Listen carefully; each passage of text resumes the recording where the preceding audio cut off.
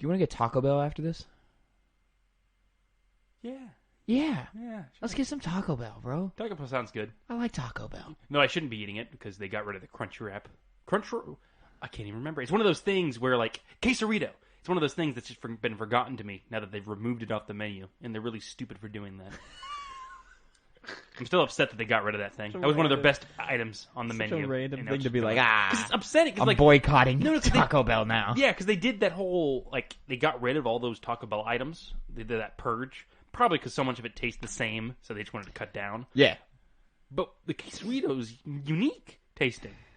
It's not like, it doesn't taste like a burrito. It's interesting. It's unique. You understand what a limited time only... No, it wasn't. It was always on the menu forever, and then they just got rid of it.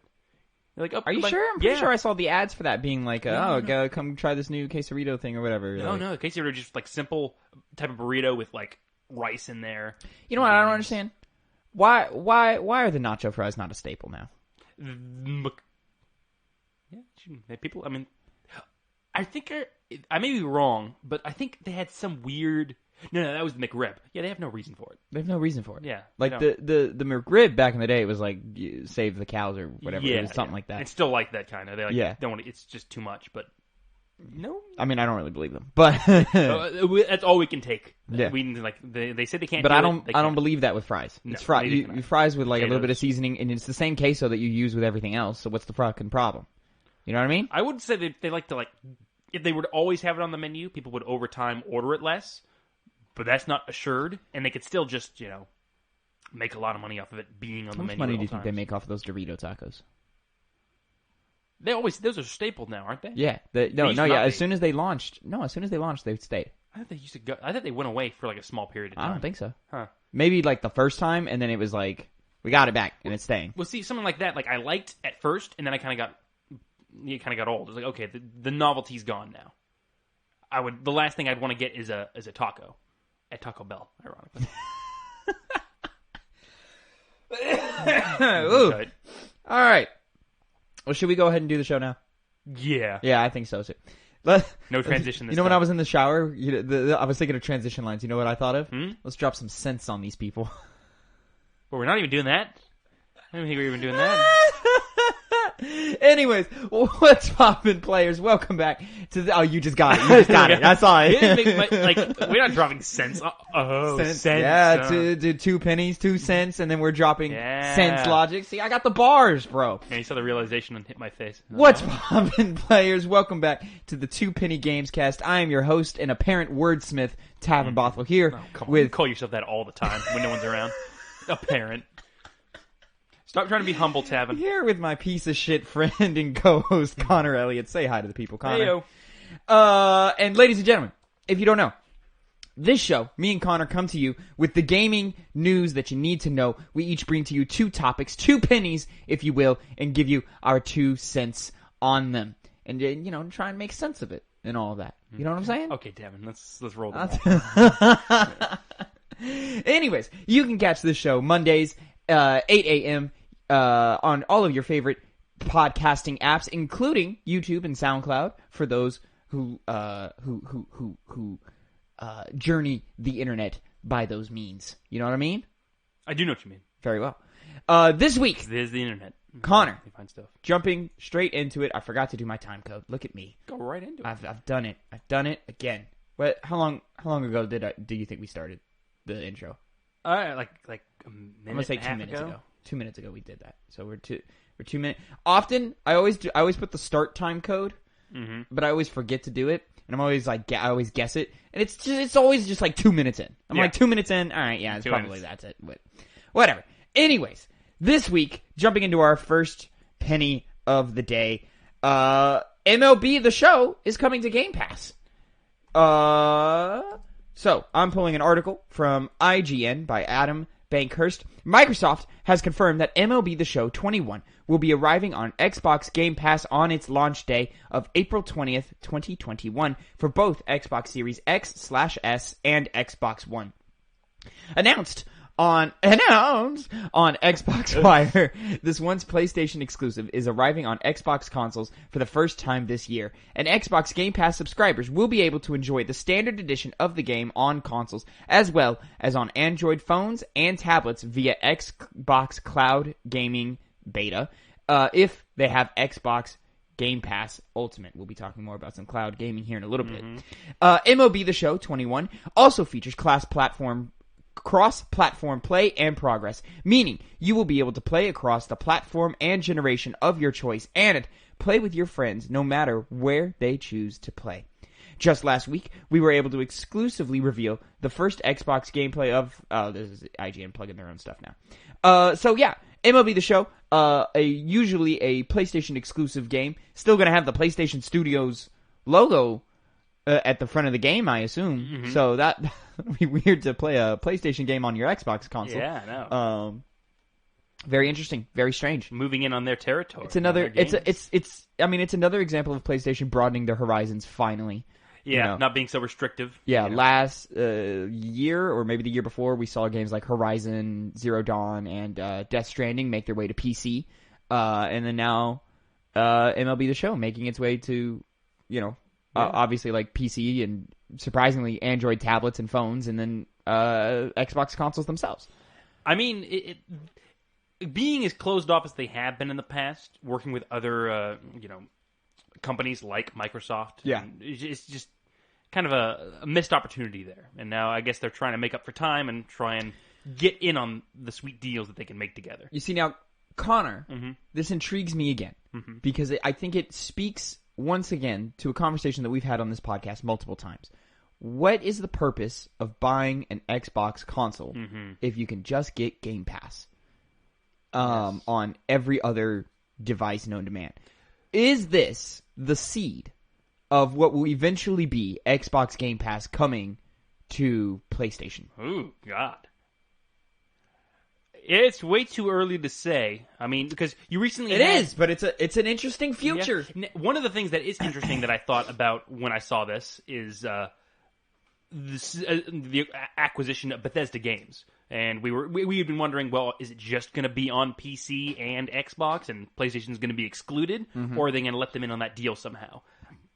This could be. You think this is part of that? Hey, we'll give you All MLB The Show, which is often like one of the highest rated games of the year when they drop. Really, really well made baseball game, from all I hear about it. And sells really well. So you think this is like a little start? Here, we'll give you MLB. Give us whatever Bethesda has coming next. Yeah. What is it? Starfield? I always knew it. Starfield.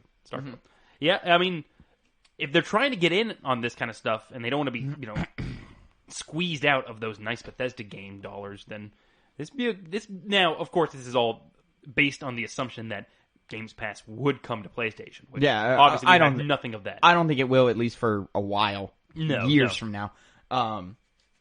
Especially since we just launched new consoles, so they want some reason for you to come come buy their new system. But and it'd be a good way for Microsoft to make money through other consoles. Exactly.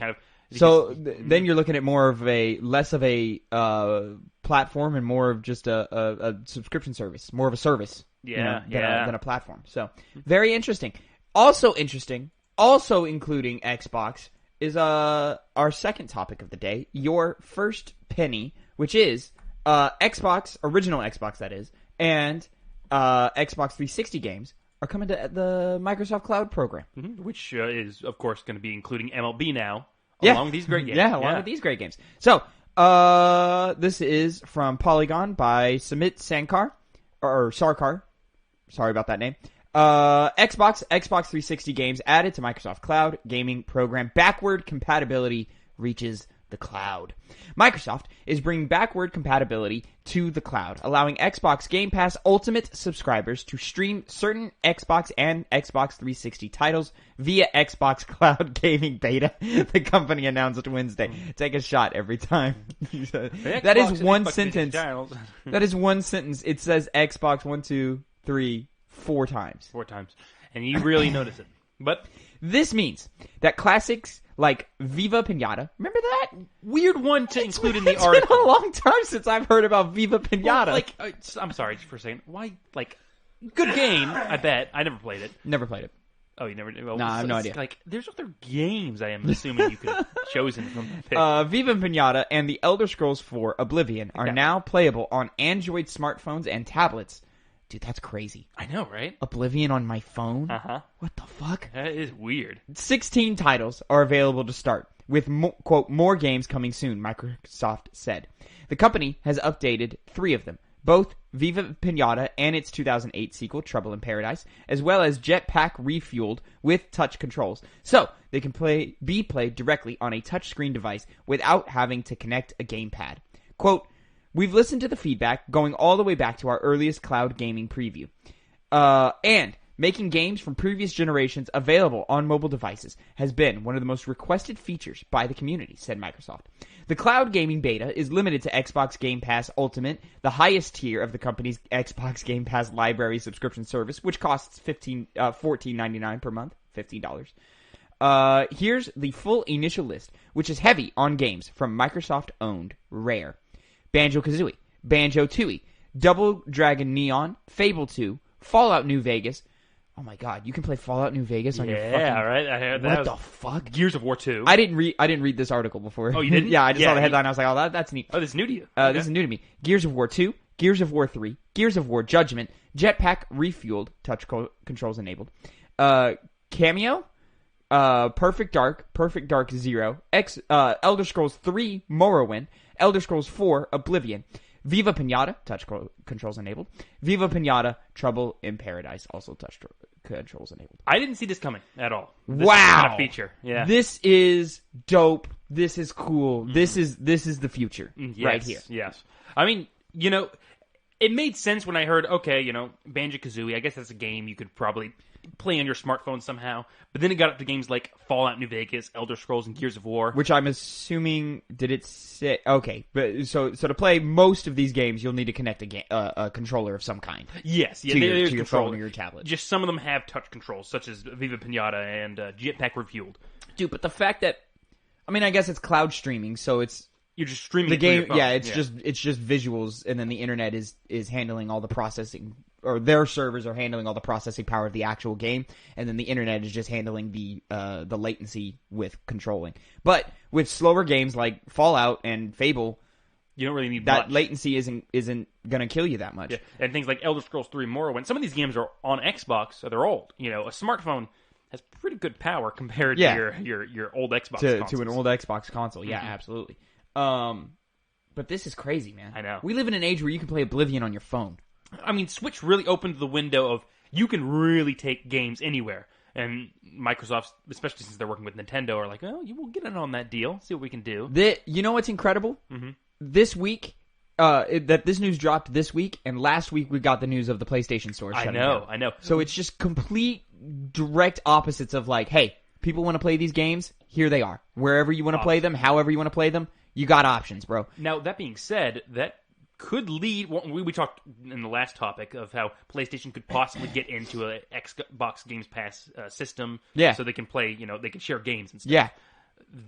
I mean, this also seems like something they could work together with. I'm saying, man, like, the future is unlikely, but it's... It's open. There's so many options here. There's so many different ways we could go. And gaming could be so fucking dope. What's the main... going back on that conversation, what's the main obstacle that would prevent that from happening? Money. Money? Money. Yeah.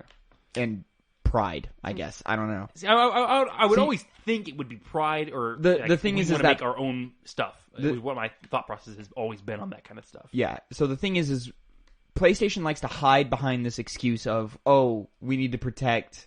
a lot of children play video games, and if a multiplayer game comes to our console that we don't have control over, how do we protect the youth?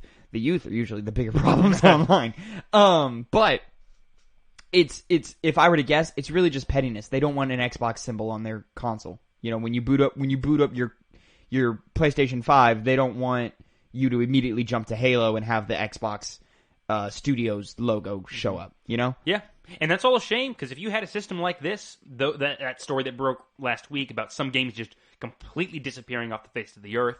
Because some of them you can't get anywhere else beyond the store. Yep. Something like this could solve it. Now, they could do their own system that's like this, but I mean, this is something that they're probably not working on. Yep. PlayStation's never really been concerned with trying to do these new innovative things. They just try to make better and better games, and which is fine, worth talking great. about because That's great. that's why we play games. Yeah. Is to play better games, is to play great new games. But playing Fallout New Vegas on the go is also I'm pretty saying, great. man, like nostalgia is powerful. Look how much money Nintendo makes every time they repackage some version of whatever. Like Mario, the 3D All Stars thing, fucking sold like hotcakes, bro. Like, and for some reason you can't get that anymore. But weird choice. Okay, yeah, weird choice. But beside the point. Yeah. So I think it's funny. I don't really talk to you about what I'm going to title the podcast. Sometimes I do if I'm hurting for a title. Yeah. And I don't show you how I make the thumbnails or anything. Last week it was PlayStation hates old gamers. Yeah. This week it's going to be Xbox loves old gamers. Ah, okay. And you got to keep the thing up. Yeah, and it's going to be good. It's going to be fun. It's going to be fun. Be cool to see if this actually works because it is just a beta. They're not releasing the full thing right now. Well, this beta's been up for like 3 years now. So. Oh, well, how have people liked it so far? I haven't heard much. It's cloud gaming. Word on it. Okay, yeah. It's cloud gaming. Like, but I can see a boost now. but that we've seen these. it's a difference between this and Stadia. Is Stadia said, "Hey, here it works," and then it came out and it was like, it kind of works depending where you are and how good your internet is. With this, it's like it's a beta. It's not going to work 100% of the time, but it might work, sometimes. Yeah. So people are receiving it better, and it's. I think it's a smarter approach because it allows Xbox to really work out the kinks of this technology and create a foundation so that when the internet catches up to where it needs to be for this to actually work, they've already got that foundation, and then they're sprinting out the gate with it, when it's finally time to embrace streaming. But Connor, some news that I desperately wish I didn't have to embrace. News that, is it important? Not really. But does it break my heart? Absolutely. Lego Star Wars The Skywalker Saga has been delayed, Connor. Oh no. I know. You can't live. I can't. I'm pulling from IGN again. By Adam Bankers. This is my second penny of the day. A wasted penny, some might argue, but me, no. Were you about to cry? Was that almost tears I heard in your voice? It's just really hard, man. Like I just want to see Chewie again as a Lego. From Adam Bankers, Lego Star Wars: The Skywalker Saga has been delayed past its spring 2021 release window. This game had a date. I know. And then it was delayed. It does not. And then it was delayed to the ambiguous spring, and then now, anyways. And TT Games promises to, quote, provide updated launch timing as soon as possible. TT Games shared the news on Twitter saying, quote, all of us at TT Games are working hard to make Lego Star Wars: The Skywalker Saga the biggest and best ever Lego game. But we're going to need more time to do it. We won't be able to make our intended spring release date, but we'll provide updated launch timing as soon as possible. Originally revealed during E3 2019, Lego Star Wars: The Skywalker Saga will include, levels from all 9 films in the Skywalker Saga, and will feature the largest roster of playable characters in Lego Star Wars history. This isn't just some collection or remake, however, as Lego Star Wars: The Skywalker Saga is a brand new game built from the ground up, and is meant to, quote, shake the Lego games formula up and try something completely different. As someone who grew up on Lego games, Connor, this excites me that they're so ambitious with this title. They started it with Star Wars, and then now they're coming back and they're swinging big with Star Wars once again. And it's just a sad day. Sad day. Sad We did a most anticipated games thing at some point. Was it the whole episode or was it part of an episode? I don't remember. I think it was part of our. Maybe it was part of our top 10s of the year, wasn't it? Or maybe it was predictions. It was a predictions episode of the year or something. Something like that. Well, one of those older episodes. And Lego Star Wars: The Skywalker Saga was on my list. Yeah. You made fun and said, this probably shouldn't be on my list, but I'm so excited. I'm so excited, man. Lego games are quality games. Like, they're good, fun games. Are they the best games ever? No. But this one has, real promise to it that could be super, super, super interesting. Yeah, I mean, they are E10 games for dumb babies, but they are very well made, and they put a lot of energy into them. Why you gotta hate on the babies, Connor? Well, I mean, they'll work. They'll get the game all released nice and packaged in the way that you want it to be. I Hopefully. guess we'll just have to wait and see when they're released. Hey, a delay is okay. Yeah. Because moving into our final topic, maybe this company should have delayed a little more. Yeah. But hopefully, with this new news, CD Projekt will never make this mistake again. No, hopefully not. So, pulling from CD Projekt own website, CD Projekt acquires the Canadian Digital Scapes game development studio. On the 29th of March 2021, CD Projekt signed a term sheet specifying the conditions under which it will acquire the Vancouver-based game studios. Where did it? Digital Scapes. Okay, yeah, I said that in the title. Okay. Both companies have been in close cooperation since 2018. The well-known Digital Scapes team is our trusted partner for 3 years. We have been closely working together, and we trust them completely. Digital Scapes have put in a great deal of work during the making of Cyberpunk 2077, assisting with development of the game and optimizing its various features. In addition to contributing to our projects, the new team will help us perfect our technologies and will broaden our competences. That's right. Our competences in this respect, says Paul Zawadan. Man, it's really European. Sorry, man. Head of production and CTO at CD Projekt Red. He goes on to add, we believe that the hugely talented Digital Scapes crew is the perfect foundation upon which to build a wider CD Projekt Red Vancouver team. CD Projekt Red Vancouver will join 3 existing development studio teams at CD Projekt Red, based in Warsaw, Krakow, and Wrocław, to jointly work on the studio's upcoming projects. We are very excited to join a studio that forges the incredibly engaging, vastly scoped experiences such as The Witcher Trilogy and Cyberpunk 2077. We believe our contribution in the area of gameplay and technology can make them even more captivating. Being a Polish Canadian, I personally take great satisfaction in building bridges between Canadian and Polish game development industries.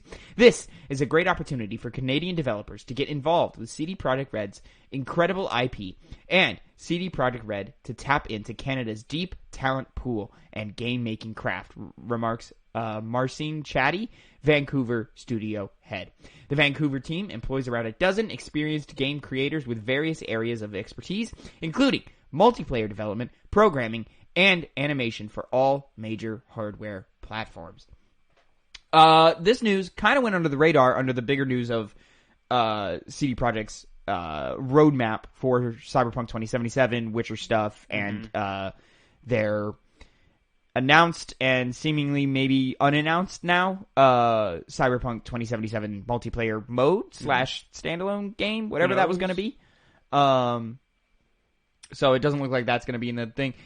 CD Projekt making a lot of changes. They took a lot of flack on the back end of last year, and it seems like they're trying to recoup their image. Yep, yeah. And now they have this new Canadian studio that they'll be able to overwork even more. Sounds good for them. Now, I hope this alleviates some of the problems that CD Projekt Red has had in the I would assume it does. Recent issues. Yeah. I would assume it does. Having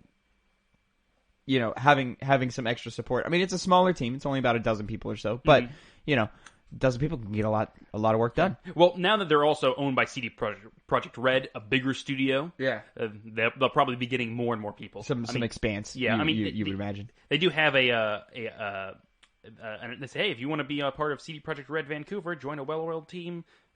Send your applications here. Contact us here. So they could be working. Canada, popular place for game devs. Yeah, surprisingly popular place. A lot of good talent coming out of Canada. Good for Canada, man. Yeah. They got some stuff going on. Connor, that's about it for the news this week. So we're gonna go ahead and jump into our what we've been playing segment. Now, ladies and gentlemen, if you didn't know, you can watch us play some games over at twitch.tv/2pennygames, where if we're not doing like a random solo stream on whenever we have time for it, we do hype. Have you ever played? That's usually me and my good buddy Phil over at twitch.tv/2pennygames every Tuesday. It's a day-long stream starting at 1 p.m. Central Time. We usually go until about 9 or 10 o'clock at night. This last week, we finished up Metal Gear Solid 3 Snake Eater. So, we're going to have an After the Hype review segment at the end of this podcast, or you can catch the breakout segment Tuesday at 8 a.m. Now, I'm going to let Phil...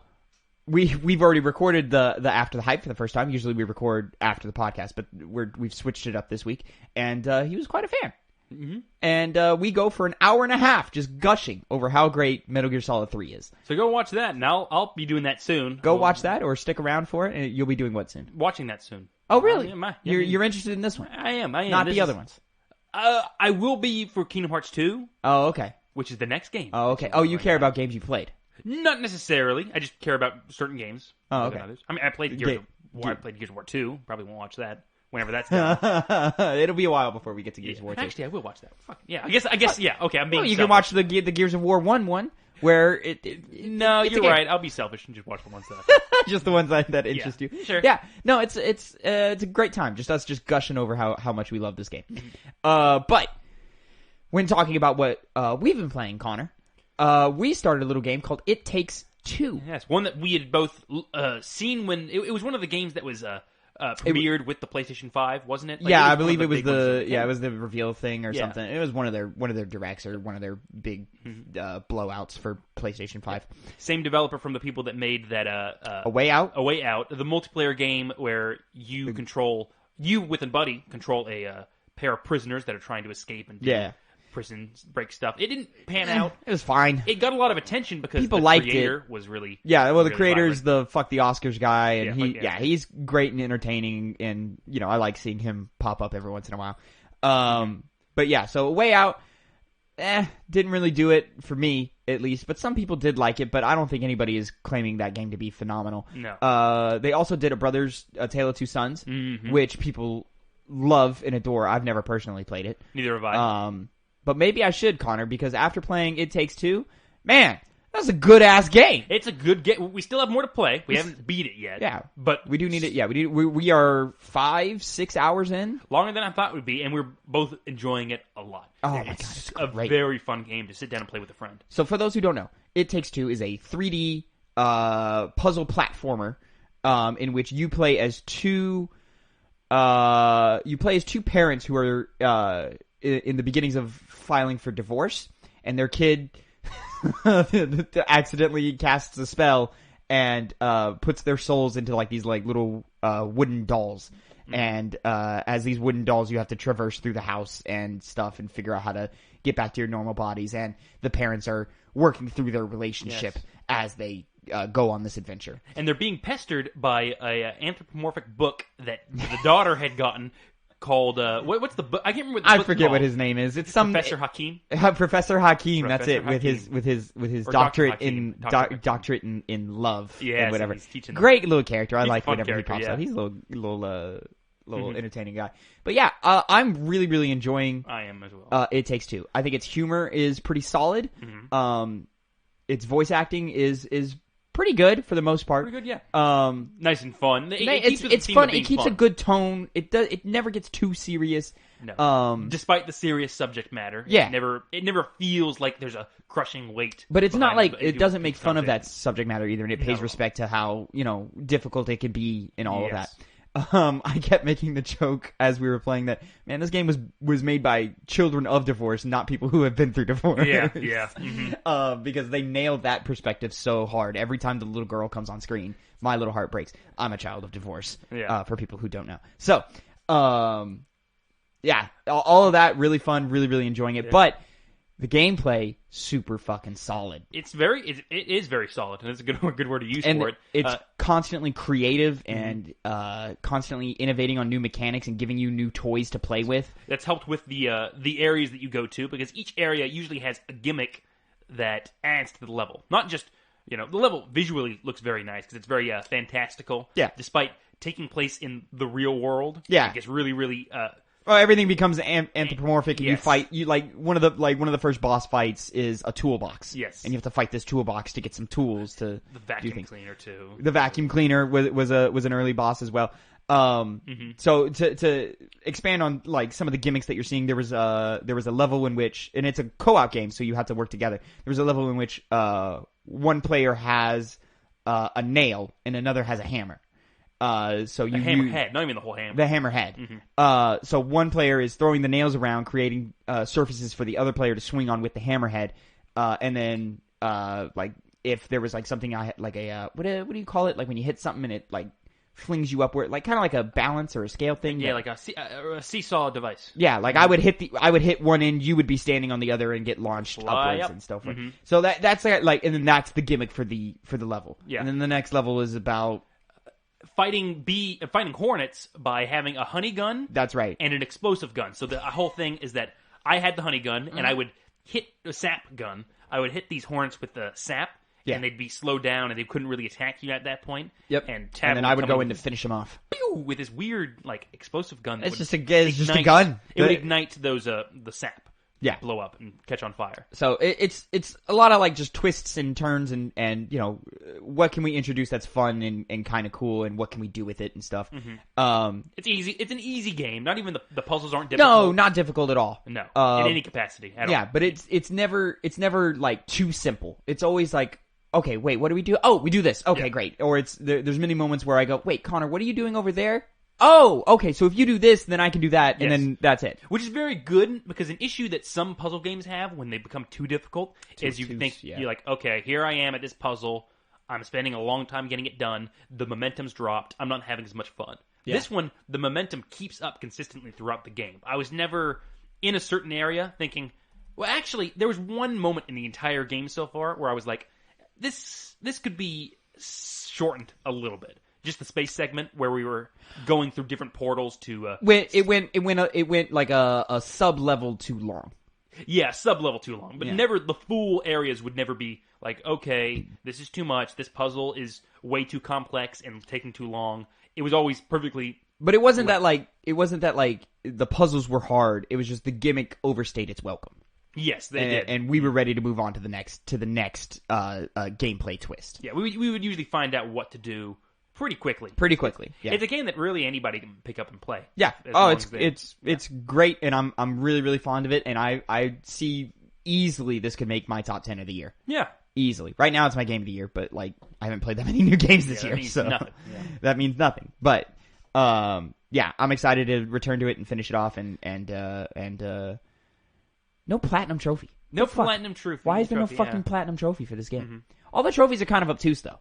So I kind of enjoy that, because I feel like if it did have a platinum, it would require a second playthrough. And that'd be a little bit. I don't know if I would want to do that for this game, but it's a fun game. Just there's replayability. Also, it's so hard to get. Like, you know, we sat down and played it for a good night, but like, when are we going to play it today, or when are we going to play it again? Maybe tonight, but maybe it might take a while to ever get back to it at all. But yeah, I'm adoring It Takes Two right now. Yeah, so am I. So. Yeah, great game. Fantastic. Very good game. Connor, you been playing anything else this week? Yes. So I've continued playing Melty Blood, that fighting game. Having tons of fun with that. But besides that, the big thing that happened is that I beat the Golden Deer route in Fire Emblem Three Houses. Beat that Friday. I beat that Friday night. Fantastic. Yes. So first thing I should mention, I've ranked where each route is in my favorability. Okay. So my favorite, it's actually kind of hard. It took me a while to decide this. Interesting. But I think I like the Blue Lions route the more right now. Okay. And Golden Deer route right there behind it. Yeah. Now, my main reason why is I wasn't very fond of the Golden Deer characters overall. Like I didn't like Raphael or Lorenz. Oh, those characters are great. Actually, I didn't like Raphael. Because he was too gimmicky. A lot of the Fire Emblem characters always have traits that define them. That he wants keep popping to eat. Up. Exactly. But He's a big muscle-bound dude, likes to eat a lot. I kept thinking to myself, I get that, but you're saying that that's your core character, even during a war. It's like, oh, I got to get my muscles up. And he's like, yeah, but aren't you struggling with like the complexities of the war?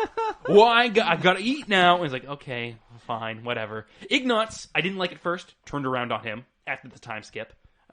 Spoiler. And I love Claude. Claude's a great house leader. Claude's dope. Dope.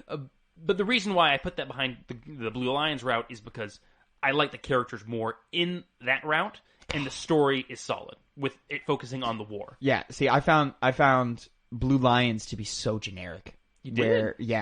Where it's like all of the like characterizations of and I can't remember them all now because they all kind of blend together because I've played every route and it's been a year since I've touched that game. I just remember thinking, God, this guy is just this one character is just bland, or like, okay, this is your noble knight character. Oh, okay, this is your lady man character. Okay, yeah, and then they don't really like do anything to twist that, and then like the main plot is like just bare bones story. There's no real complexity to it outside of what happens in every route. You know, like there's no subplot there that I found overly interesting outside of Dimitri's character arc. Who I do think he is. I don't think he's the best house leader. I do think that's Claude. But Dimitri has the best arc, probably of any character in the game. Yeah. You see, that was, like, I told you, real quick, the reason why Golden Deer route is just right behind it and why I was deciding whether I thought the Blue Lions route was better or the Golden Deer route was the story. Because it gives you everything that goes on in the story, so there was never any loose ends. Sure. Blue Lions has a big, big loose end, which, honestly, after playing Golden Deer?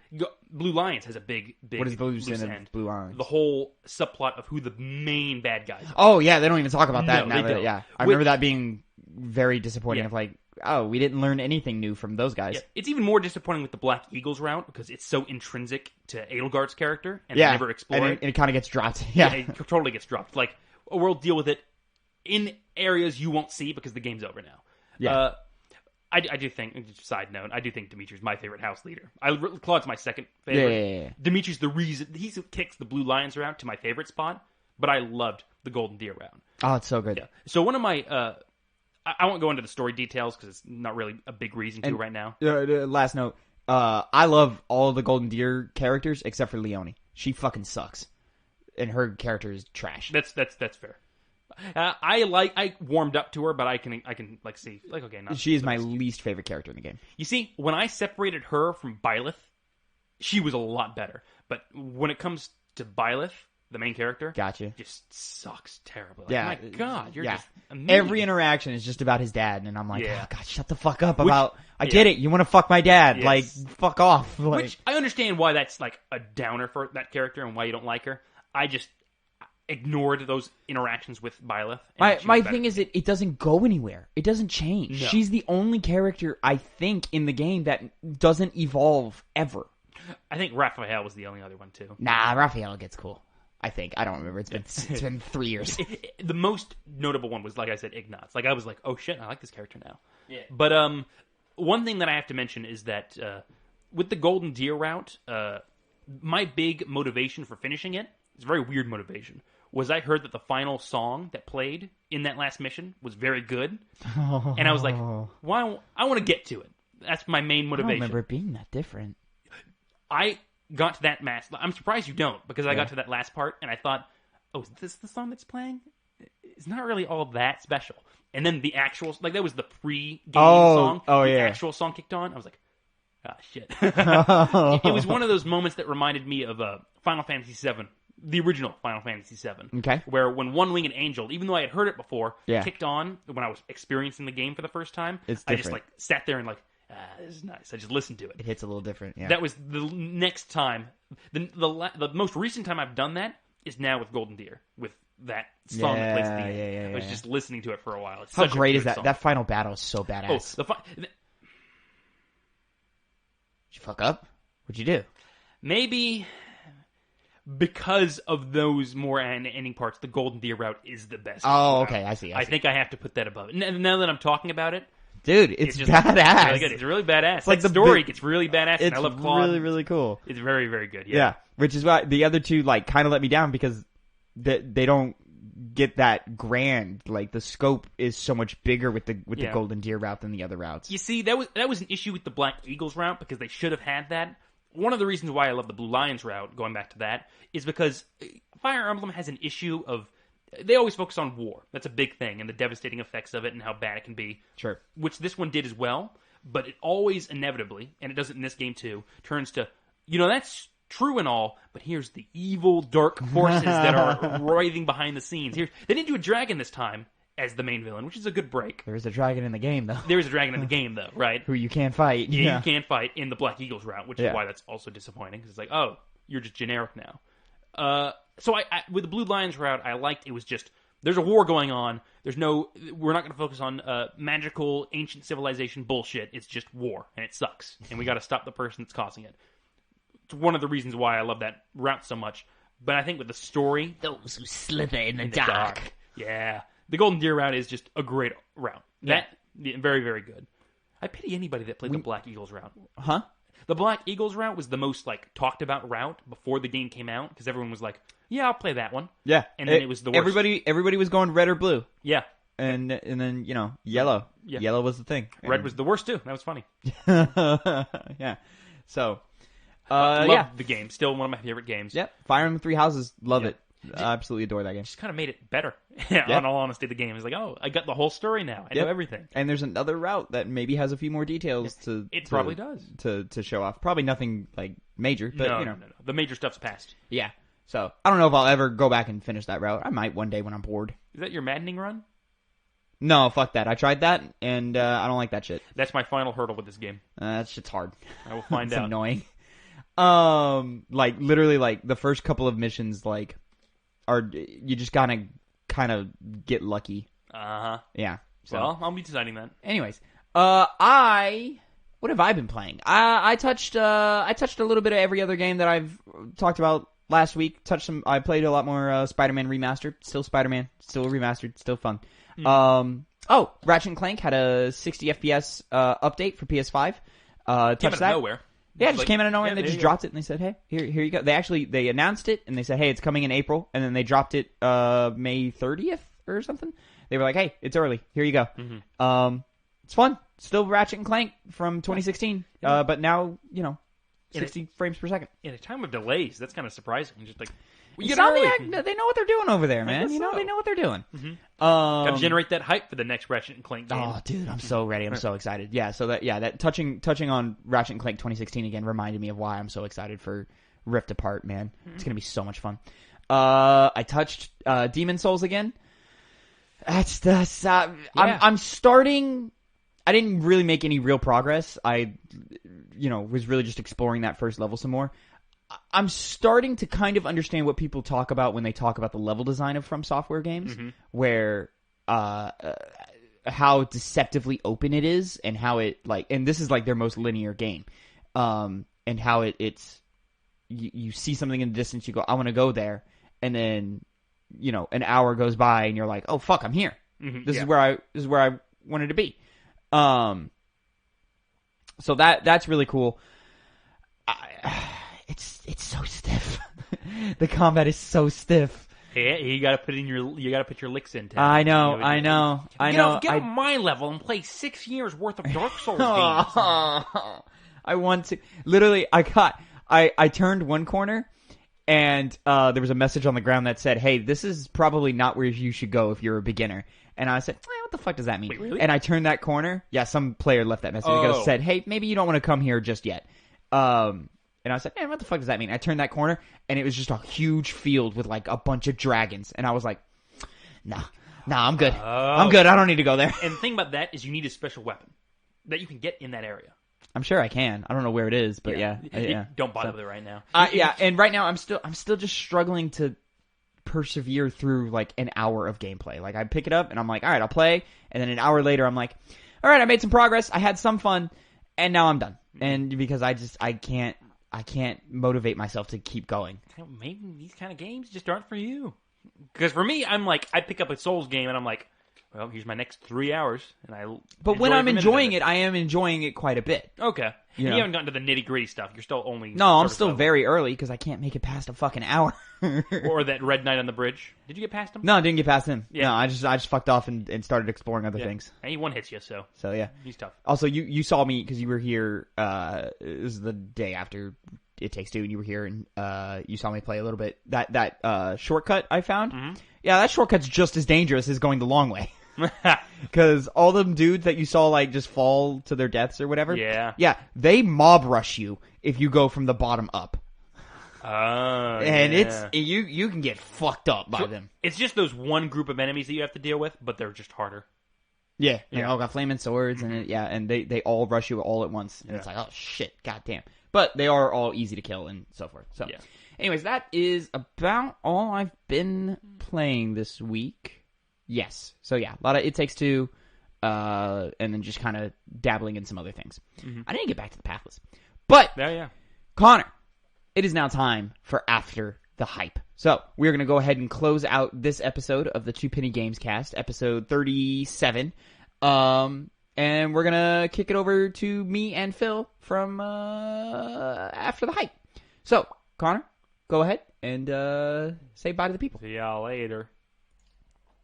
And say hello to the people, Phil. Hello! And welcome back to After the Hype. After the Hype. Our post-stream review series in which we review the game that we've been playing on Hype. Have you ever played? Twitch.tv/2pennygames. Tuesdays, 1 p.m. Central Time. It's an all-day stream. Come check us out. Hype, ladies and gentlemen. Have you ever played? Me and Phil sit down and we show each other a game that the other one has played and, enjoys or loves, or it's like, oh, dude, you got to play this. You've never played this? Games from our past career as gamers. From past, maybe in the future, who knows? But, the things where it's like, dude, I love this game. You got to play it. Like, Wait, you haven't played Blank? Yeah.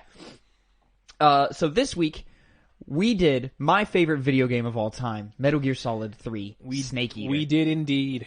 Snake Eater. Oh my god, dude, I fucking love this game. This is what this whole game is why I wanted to do the show, is just so that we could get to this moment. And I'm sure in a few weeks when we get to Kingdom Hearts 2, it'll be a very similar feeling to you, but it'll be more than a few weeks. But but let me tell you, man, this game is my childhood from like age 12 to now. Like, I play this game not once a year, but like I play it often. Like it is often that I come back and I revisit this game and I rediscover why I love it so much.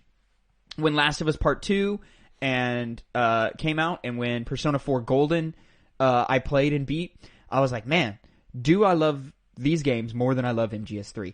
And then on my recent playthrough where I went through and platinumed it. Wait, Last of Us 2 was a contender for you? Absolutely. What? Yeah, Last of Us 2 is sitting, in my rankings, is sitting at number 2 right now. God damn. I love Last of Us 2. But that's a conversation for another day. But like Persona 4 like almost took it too. And I was like, fuck, dude, I fucking love Persona 4 Golden. But then on my most recent playthrough of MGS3, to get the platinum, it solidified it. And I was like, nope, it might be nostalgia. It might be the level of quality that the game is. It's probably both. It's gonna take so much to knock this from my number one spot. I adore this game. This isn't After the Hype Persona 4, but I'm just saying, like, there's no gameplay in Persona 4. Like, it's Pokemon. No, dude, it takes forever to even get to fucking gameplay. It's rock, paper, scissors.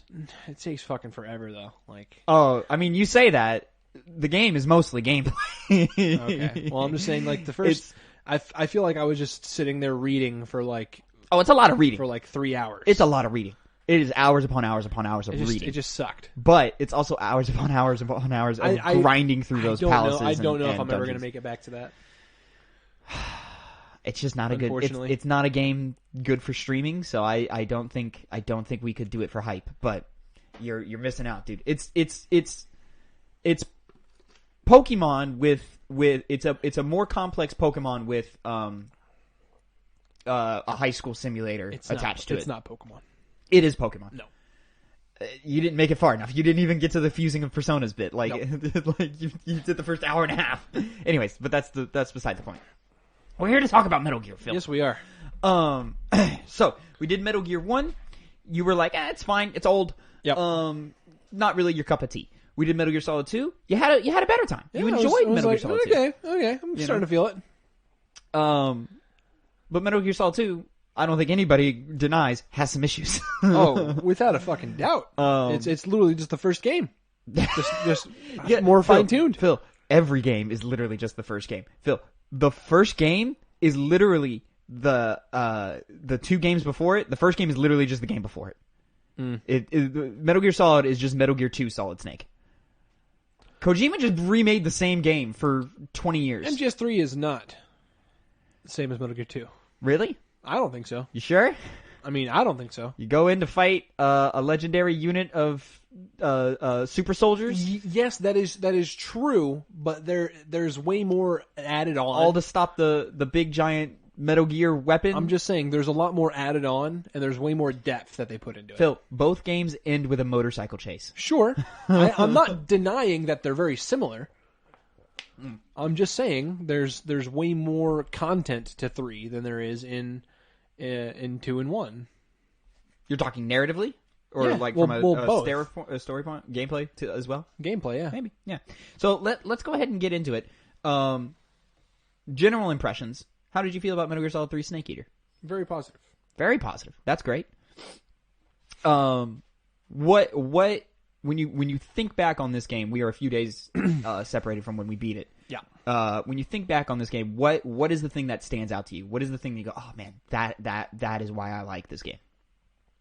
I really liked the Excuse me.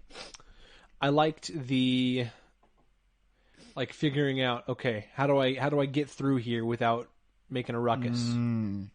How do I approach this situation? How do I do this? What's the best setup for me to switch in order to achieve this? I really like the camo system. I like that. Yeah, I like that a lot, actually. Actually, somewhat of a controversial system. I like it. I like that it's different areas of the game that require different equipment, essentially. Yeah. Like if you're in a jungle, you need like a tree or leaf camo. If you're in a building, you need like something to blend it with the walls. Or if you're in underwater, you need something like kind of darker. Or water like camo. Yeah, the camo in this game people ding the camo system in this game because of having to dig through the menus, pausing the game every time you come into a new environment. That part is bad. I just like the system itself. I don't think it's bad. I think it's no. I think clunky. it's bad. I don't like having to dig through menus. Fair. To do it over and over. Fair. That being said, I do like the idea. Yeah, I mean, to be fair, it's not like you're doing it every 15 seconds. Sure, yeah, no. It's like okay, I'm in this area. Let me throw this on. You're in the area for like an hour, and you stick with that one camo. Yeah. And then you're really just rotating through like 3, 5, really, maybe. It depends how granular you want to get with it. Yeah. There's like I'll say 4, not 3, because there is the mountain one that I ended up using. Yeah, I rotate between like for the jungle, because most of the game is jungle. I rotate between like 3 different. I rotate between the leaf, the tiger stripe, and the tree bark. Okay. But that's because like I know the maps, I know the enemy locations. Right. I've replayed this game I don't even know how many times. So it's like especially for the virtuous mission, I know the perfect golden path. Oh, like the first 2 hours? Yeah. Commencing virtuous mission now. Yeah. Oh, it's so good. So yeah, but the camo system gets dinged because people feel like, oh, dude, if I'm not at 85+% at all times, then I get caught and I get killed. And it's like, I don't know, man. Like, I feel like there's a little more complexity to the system than that. I mean, you do want to keep a high camo index percentage, as much as possible, but I feel like you have a lot of tools at your disposal. I will say to counter that. I do think I think it's good to have options, like as far as like equipment goes. Yeah. To like what you want to use. I just feel like at some point there was too many. You're talking like weaponry and items and interesting. I feel like there's more than you need, but I sure, granted, but that's been a thing with every Metal Gear games. Yes, I'm just saying. I feel like that's probably like a gripe I have with the series as a whole, but I feel like that's mainly just because I'm only playing through these once, and there's not. I'm not really getting the urge to go through and play them again and really experiment with different stuff. Yeah, stuff. Exactly. Yeah. So I understand why they're there. It's just for me, it's like, oh, I'm not really going to go back. I mean, I tell you, I had that phase of experimenting and doing goofy shit and doing all the using the books and using the claymores and using the cardboard boxes and stuff. But now, when I play 2 and 3, it's mostly I'm just tranking everybody and going through the golden path. I do like when games kind of spoil you for choice like that. Like they give you a lot of options. But I always know that, I can always tranquilize a venomous snake and, keep it in my inventory for 5 hours and then throw it at a guard who's in my way. I never even did that. You never did that. I never did any of that kind of stuff. It's hilarious. So, and that's why I think it's another reason why I think Snake Eater stands above the rest of the games is because it is the most creative in that way, and it gives the player the right to be creative. Yeah, and it's the one game in the series I think that gives you all of these options, and all of the options are actually viable. Yeah. In 1, do you ever really use the claymores outside of the Vulcan Raven fight? Nope. No, because they'll get you caught. Yada yada yada yada yada. In this game, I'll use a claymore. I'll blow up a dog. Something. Tavin Bothel, 2021. I'll blow up a dog. I'll blow up a dog. I'll use the book to distract guards, and I'll bomb food supply areas so that I can then I've done it a few times. Give guards poisonous foods so that they poison themselves because they're too hungry to even think about it. And I also feel like it's the only game in the series that that creativity extends to the boss fights. Mm-hmm. And there are multiple ways to handle every boss fight. Yes. Some of which there certainly are. Some of which you found to be quite anticlimactic from the viewer's perspective. So let's go ahead. Let's jump into some boss fights. Metal Gear, known for its boss fights. I think overall this is the best rogues gallery of boss fights in the series. But there's certainly some who rise above other ones. I can think. I mean, if we want to go just chronologically through the bosses, sure. Obviously we got fucking Ocelot. Yeah, so we're starting with the Revolver Ocelot shootout. Not a big fan. It's fine. It's a shootout. Yeah, it's definitely one of the weaker ones for sure. I'd say I'd put that one probably next to last as far as how I felt about the boss way fights. That one works for me is that is all about the character of Ocelot, and every time Ocelot is on screen in this game, he's fucking stealing whatever scene he's in. For sure. He's just charisma and yeah, he does meow, and he's just this hot-tempered thing, and it's that clashing against your preconception of who Ocelot is from your experience in the first 2 games. We both agree that this is the best Ocelot is.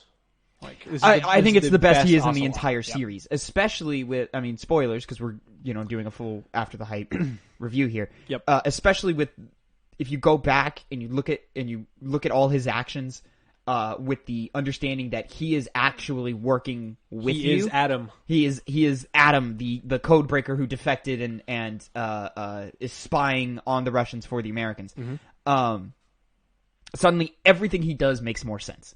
And he's still got this edge of competition in him where he doesn't want to admit Snake is better than him. Mm-hmm. And Snake just shows him up literally every time. Mm-hmm. This version of Ocelot is great. When the Hornets come in at the end of that fight and he just starts twirling the fucking guns and killing Hornets and shit. Phenomenal. I love it so much. And then that one is we go into the dark cave section, which you got through fairly well. Yeah. Little minimal guidance. I didn't immediately like you did as a child. I didn't immediately fall to my death. Like you said that when you were a kid you fell down immediately because not there in the beginning of the game because I didn't understand the camera system. In the beginning of the very beginning of the game. Oh, I thought it was the cavern. No, you don't really die in the cavern. I don't even know how you die in the cavern. Oh, okay. I got stuck in the cavern. I spent the day in the cavern as a kid because I was a dumb fucking kid. Yeah, when I was a kid. But yeah, you found stuck in a cavern. You found that torch pretty easily, and we managed to make it through. And then Ocelot is pretty quickly met with the pain. Mm-hmm. Very close together boss fights. Yeah. Those two. Yeah. The Pain I think is fine. Yeah, it's a boss fight. It's a good boss fight. Yeah. Yeah. I felt it was simplistic enough to where Yeah. like you don't really need to explain a whole lot. It's like, Yeah. oh, bees.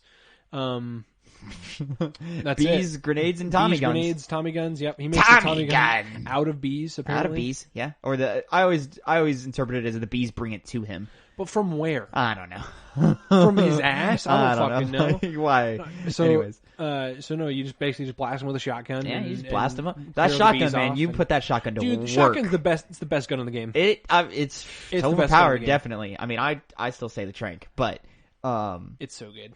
I mean, Yeah. sure, the trank if you're being sneaky, but I'm just saying like the fucking. well, there's also a side objective in Metal Gear games to not kill anybody. Like the non-lethal playthrough. I will is, fail that every single time. Yeah, I kill some motherfuckers. the non-lethal playthrough is like the quote unquote way you're supposed to It's an play. extra challenge. Yeah, it's the challenge, but it's like after you do it and you realize how much the game actually wants you to do it that way, it just kind of becomes like second nature, and that's just how you play Metal Gear Solid. No, I glouse some motherfuckers. I fucking glack them. Yeah, which is fine. It's fun. I mean, I bust out the real guns, often as well. So yeah, Pain always gives me trouble because I play non-lethally, and Pain is a fucking asshole when you're trying to get him non-lethally. Put him to sleep. Yeah.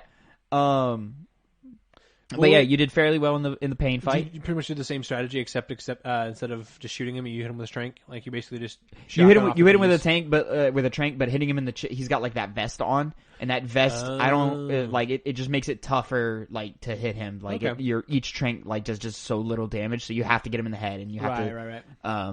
and he's constantly like putting on his bee armor And those like ricochet like crazy bees. Yeah, the killer bee thing. Yeah, he's constantly throwing all of his shit at you at all. So the trank really slows down that fight and makes it very drawn out. Mm-hmm. Moving on. It's the fear. We're going to the fear next. The fear. The fear, I think, is the moment that I fell in love with Metal Gear Solid. You said it scared you when you were a kid. It did. He's creepy, man. I mean, now he's just kind of goofy. He's but goofy, yeah. As like a 12, 13-year-old, like he like throws his arms out of his sockets and climbs up a tree backwards. I'm like, man, this motherfucker's freaky. Simple enough. I found myself kind of I'm not very whenever I play games where I'm like trying to aim on something. We kind of brought it up where I'm more like I'm very very tunneled in. I'm very zoomed in on whatever. You have tunnel vision, yeah. Very like what I'm looking at. Like, yeah. Oh, I see everything in this one area. I'm not very like wide. It's not what Metal Gear is. Metal Gear, you got to take in. You got to take in your surroundings. I'm very much like that's why I'm more. I think I have pretty good aim when it comes to video games. Sure. So like when I'm playing like Valorant or whatever, like I'll be holding like one specific area and somebody will be like coming this way and I will be like, I'm still looking this way. And they're just gonna fucking shoot me in the head on the left. And I'm like, fuck. There was one time during this playthrough where I almost cracked a little bit when we were in the mountains. And it was just you just kept running forward into a wall and there was nothing in front of you. I said, Phil, just turn the fucking camera. Like everything is to the left of you. But it's fun. Yeah. It's a good time. It's good. So Fear, an invisible enemy who shoots you with some crossbows, poison crossbows. I like the Fear. I like him a lot. I think he's fun. It was okay. It was okay. I like the Pain fight a little bit better. Really? Yeah. Okay. Yeah, I just like because that's a fight that I would put him above Ocelot, below Pain. For me. All right, keep track, everybody at home. Yeah. I like Fear because that's a fight that that's one of the fights you can get real creative with, and there's a lot of options you got, especially doing the non-lethal route. And when he starts hunting for food and you're throwing out poison food and he eats that and hurts himself. He did that by himself.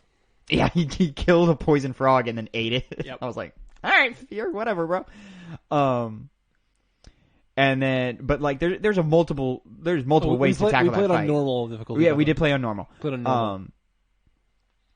And then like, granted, like if you have the thermal goggles, you throw that on and it breaks the fight.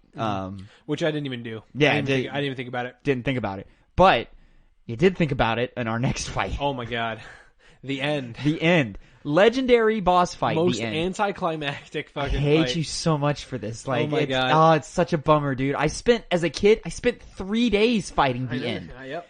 And I would basically just I figured out I could follow his footprints. yeah, and then I had you the thermal camera or and then thermal just goggles. shoved an AK up his I ass. fucking shot him with an AK. God, I spent 3 days on that fight as a kid, and I wasn't expecting you to take forever. I was expecting 30, 40 minutes, maybe. You spent 10. 10, yeah. Because the setup to that fight is the end is this legendary sniper, and you're in a snipe off, and you're using all of the mechanics that you've been honing up to this point of throwing on the camouflage and tracking your targets and They even say that getting in the drop cutscene. They were on like, "Oh, so in this fight, whoever moves first loses." yeah, like Guess it's what? it's really it's I moved first. Yeah, you never stopped I did moving. not lose. And it's in this fight is heralded as one of the greatest boss fights of all time. Definitely like top 2 or 3 boss Also, fights in Metal Gear Solid. I don't think that I died in a boss fight until like much later. No, yeah, I think you're right. I don't think you died until Fury. Fury killed you, right? No, I fell. You fell in the Fury? I fell in the Fury. Okay, yeah. So yeah, watching you fight the end was disappointing because it was like you started it out right where you're like, okay, where can he be? And you were looking around, and then it was about 3 to 5 minutes into that, you're like, all right, fuck this. Like, I'm just running around until he shoots me, and I ping his location, and then I'm just chasing this motherfucker down. I did that for like one of the second times, but then I snuck up on him. I was like, "That's him right there. He's literally right there." Yeah. I pulled out the grenade, tried to grenade him, and then he like, "Oh, what's that?" And He's looking the wrong way. Yeah. And then I went up behind him with the AK, and I was like, yeah. And that's another part. At least you like caught that, because that's something that's kind of beautiful about that game is if you get both. You as the player and the end get laser focused on what you're doing. Mm-hmm. So there's many moments where you're crawling on the ground and you're slowly like trying to find him and you're panning your situation, and then like you reach a cliff and you're taking in the landscape and you're like, okay, he could be here, he could be here. Oh shit, he's 10 feet away from me. He's literally right next to me. He's right next to me. Oh fuck, there he is. We're literally spooning in a sleeping bag. So, but the end is another one that like you can get so creative in that fight. Oh, I imagine. You can get so fucking and I did. Creative. Like the end's got this parrot. He loves his little parrot. You can kill that parrot and use it as why would bait. I kill the parrot though? Huh? Why would I kill the parrot? Dude, I stun the parrot and eat it alive. That's fucked. Dude, it pisses him off. That's fucked. Oh man, and then he gets so aggressive and you take advantage of that. You kill the man. You don't kill the man's parrot. I killed that parrot, bro. I fucked that parrot up. God damn. Not every time. And then you play non-lethally too, so you don't even kill him. So he has to live with the fact that you ate his parrot alive. Every boss. Excuse me. Every boss still explodes. Oh, okay. Well, still. After they get beaten. And then, but in his dying cutscene, if you kill the parrot, it doesn't show up. Aww. So, but the end, something infamously, is a boss fight that you never have to really do. Because you have the opportunity hours earlier, before you fight the fear, right after you fight the pain. You have a quick opportunity to get a quick snipe off and shoot him as he's being wheeled away by a guard. Yep. Which we did off stream. We did off stream for the achievement, but then we reloaded it because you were going to experience this fight. Of course. Even though the experience is disappointing. Yeah, you were very disappointed. Dude, it was so I was like, this legendary sniper, and you killed him by shoving an AK into his back and pulling the trigger. Yep. Okay. So then moving on, we get the great ladder sequence, the iconic ladder sequence where they play the Snake Eater song a cappella in full. Which I'm not gonna lie, I was expecting it to be longer. If you don't know it's coming, it's long. Okay. It's long. I also I guess it was just like someone had modded the game where like they're literally they're going into the sky with the ladder. I had seen like a clip on Twitter like over a year ago. Like I had seen a clip of them just fucking It's just climbing a like a ladder 10-minute video. into the sky, into this just like over and over, and then like maybe halfway up the ladder, it starts with what a thrill. That's hilarious. And then they're still going. Nah, the song starts pretty quickly. Yeah, like maybe 10 seconds in, maybe not even. Yeah, and then we meet the Fury. The Fury. Yep. The Fury is the one boss Lame. in the game that I'm like, you could lame. you could get rid of this guy. Like this guy, like he's barely mentioned in any other conversation. Basically, you never see him outside of that scenario. He's a worse Vulcan Raven fight. Yeah, and I'm So yeah, I don't like the Fury. Sorry, Killing him non-lethally is a bitch too. I didn't put the end on my boss ranking. I put him above the Pain. Above the Pain. So below he's number one right now. Right now. He's number one right now. The Fury is going to go below Ocelot. Yeah, at the bottom of the barrel. Yeah, I just don't like the Fury. I said this on stream. The Fury feels like a boss fight that barely made the cutting room floor. Yeah. Like just barely, because he's not intrinsic to the plot like all the other bosses are. Quote unquote intrinsic. Like he never shows up in cutscenes. Yep. Like you see the fear and the end multiple times. You see the pain a couple times.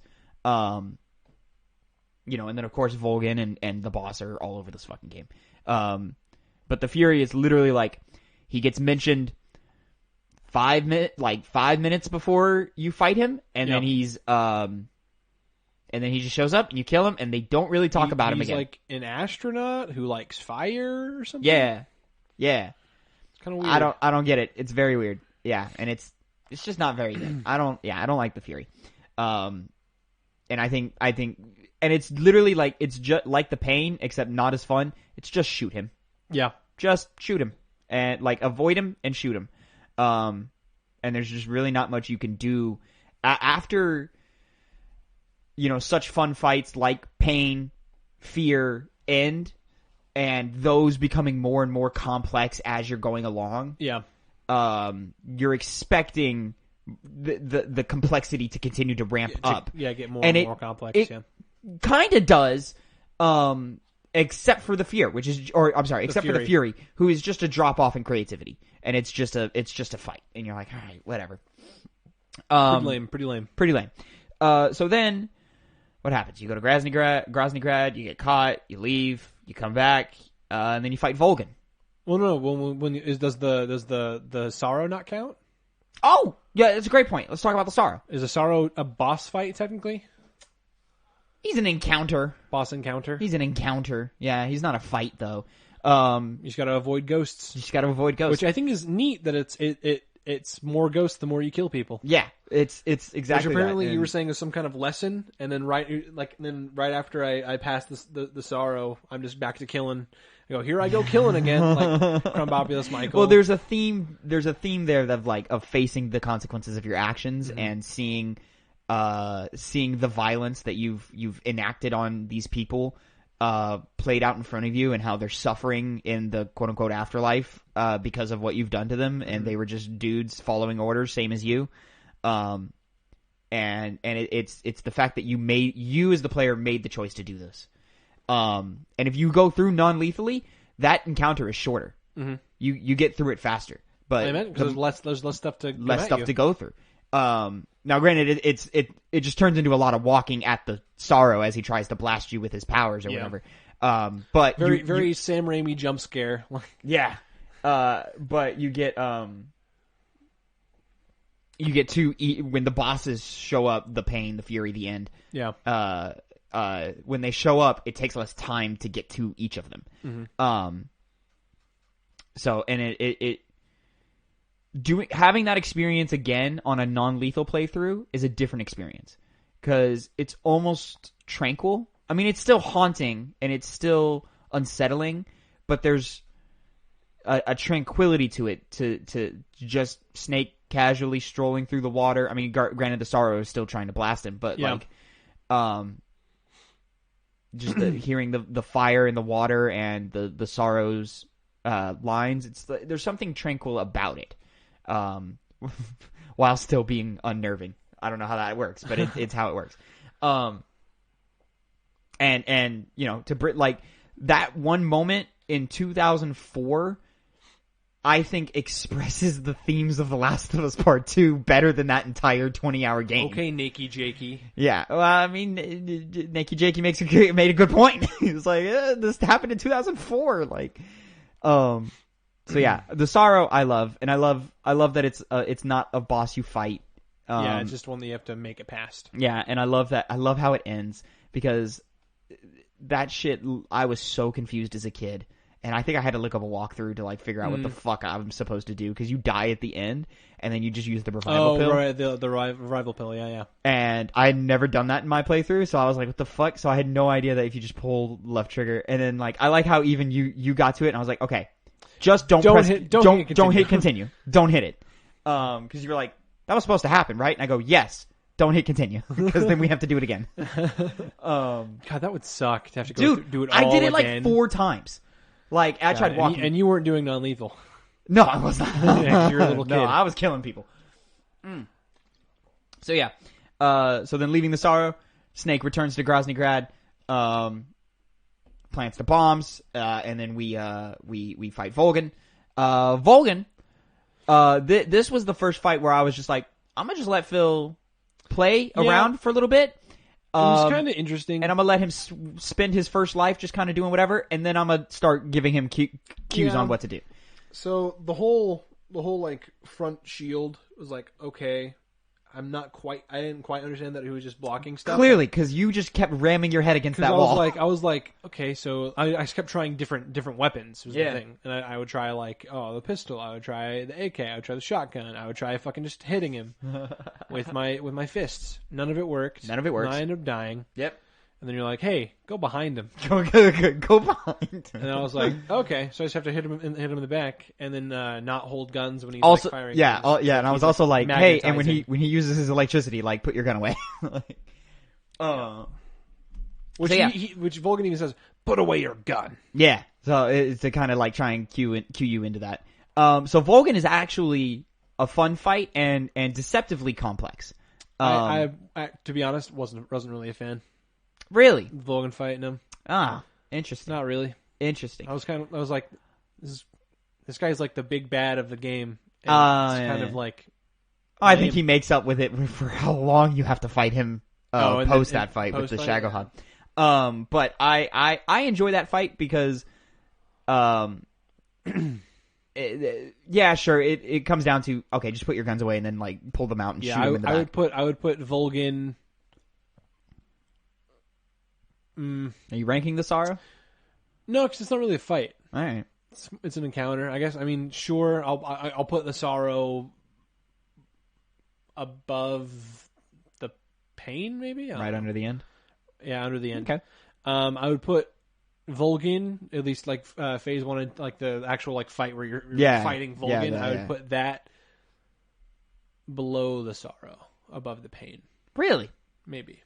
Yeah. Interesting. I don't know. You sound more fond of it than you initially let on. I don't know. But there's a lot of things it's kind of lame. There's a lot of things you can do in that fight though. There are water pipes that you can shoot and spray water on him and stun him. Okay, if I had done that, I probably would have liked it more. I didn't know that until recently, really? last couple of years. Okay. I found that out. If you have any Russian glow caps in your inventory, you can throw them on the ground and his lightning will be attracted to it. Whoa, that's cool. That's cool. If you wear the water camouflage, I think he gets scared or something. What? Yeah, he gets off put by it, I think. Huh. I think that's how that works. If you put on the Major Rykov mask, he thinks you're Rykov. What? And he goes, I forget what Rykov's first name is, but he goes, Rykov, it's you! And then you get this like crazy long window in which you can attack him.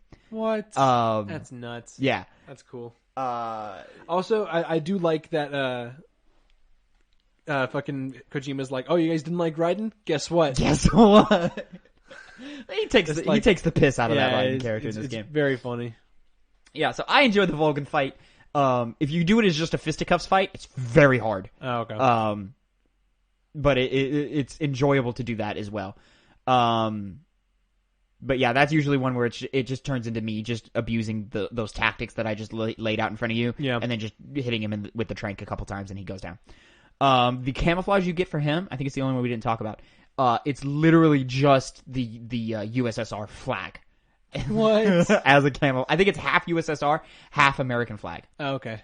And then moving on from there is the entire Shagohod, we'll call set piece, and then boss fight. I wasn't a big fan of the on rails bit.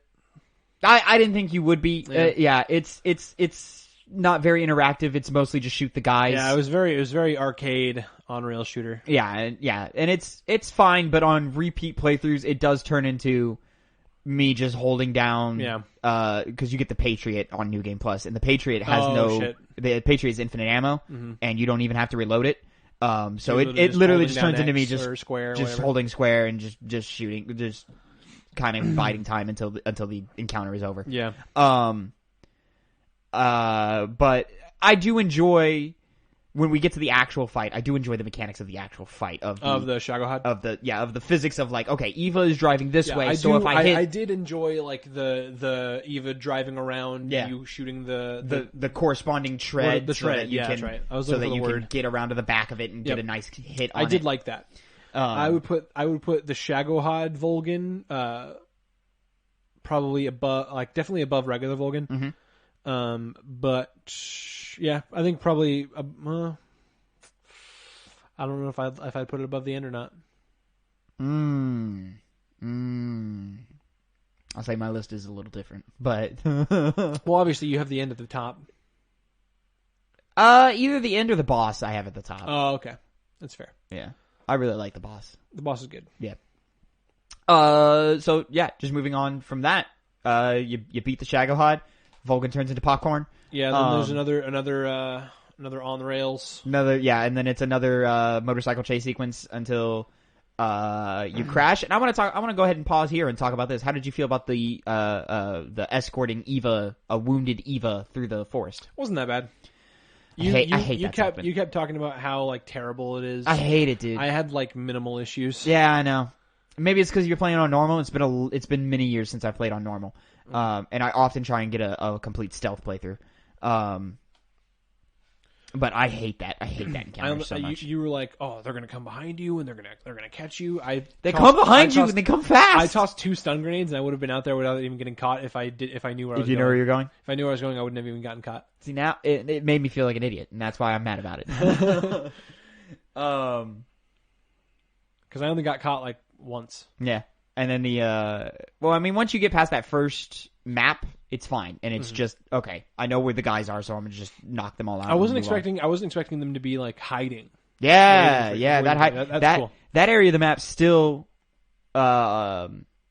makes me nervous because it's always like, did I get every? What's kind of weird is that they're hiding, waiting for you, but still they don't originally see you when you come out. Yeah, like.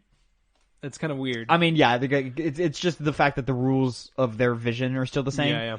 And them being stagnant then turns them into just roadblocks. So it's just getting past the roadblocks.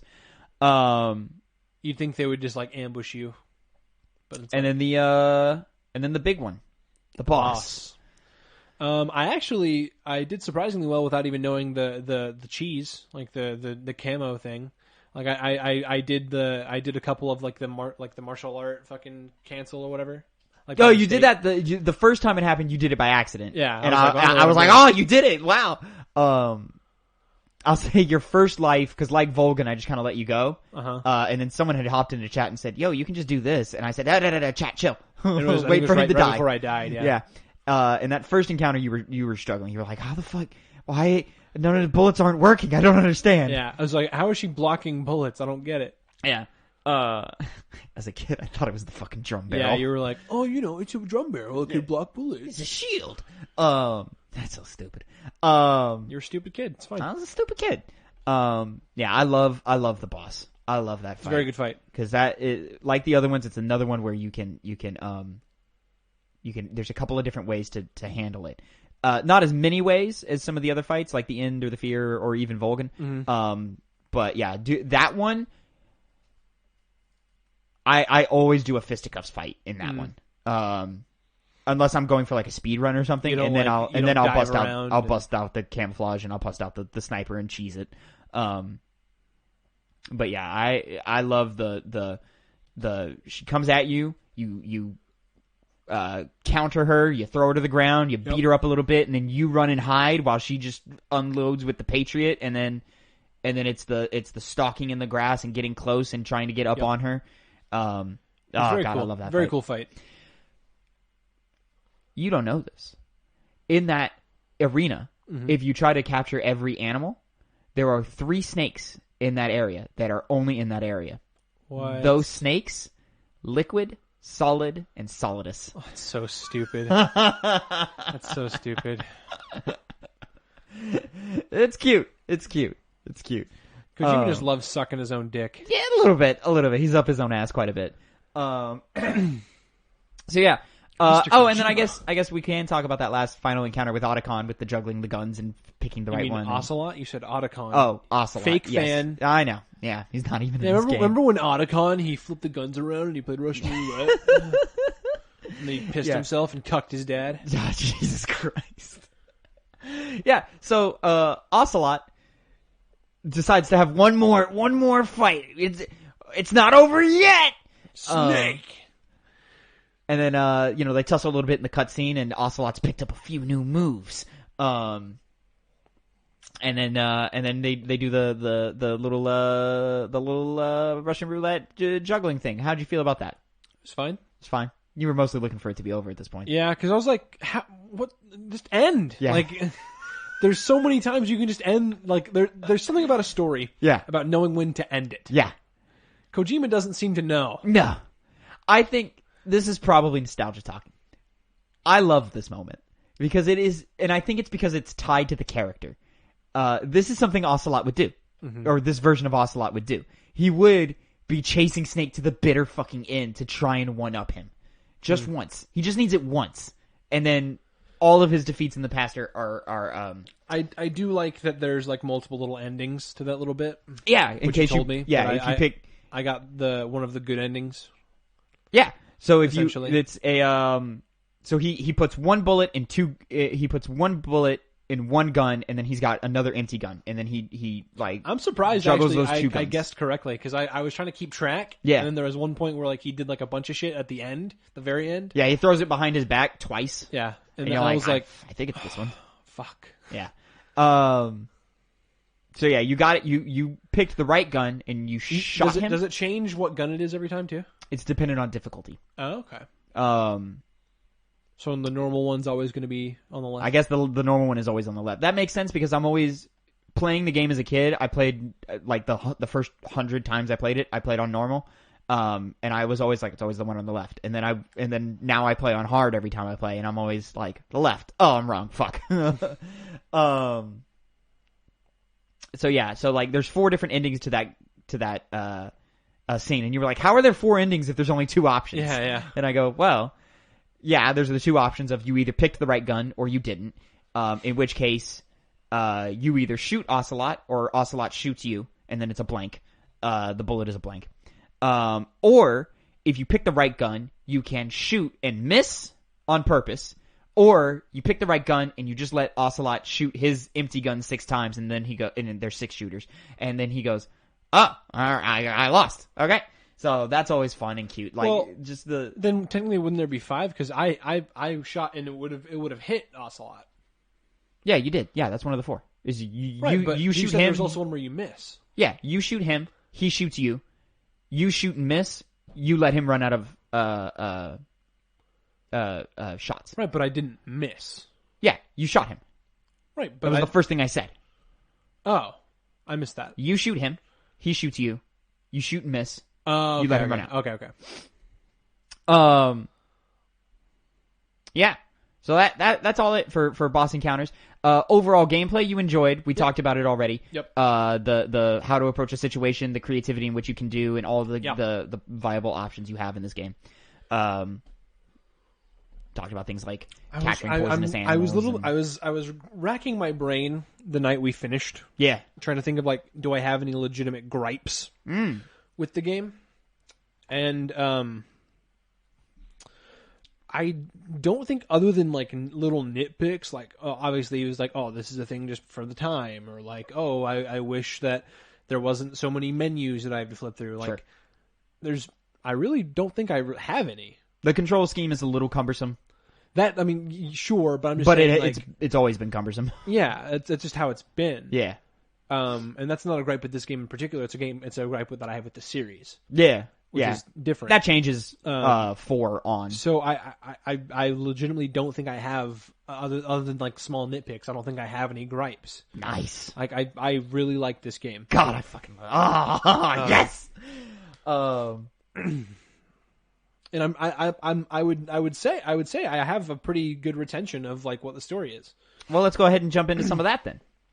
Now, unfortunately, because of some personal business, we had to skip a week. Yeah. So we had started the game, played the first 4 hours or so, got past the pain, and then we had to stop. Yes. And then we didn't get back to the game for 2 weeks. Which is probably a good thing that we had played all the other Metal Gears, so that the controls at this point had kind of, you didn't have, you weren't like what button does what anymore, but you were like, you were rusty. Yes. In the first opening hours, coming back. But knocked that off fairly quickly, especially after the rust fear. off. Yeah.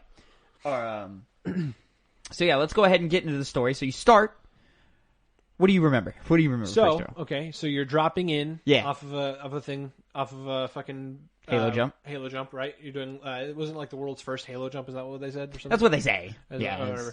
So anyway, Kojima fiction. You're going in, you fucking drop in, you're doing the virtuous mission, which is to find the scientist guy who Sokolov, that's his name. Mm-hmm.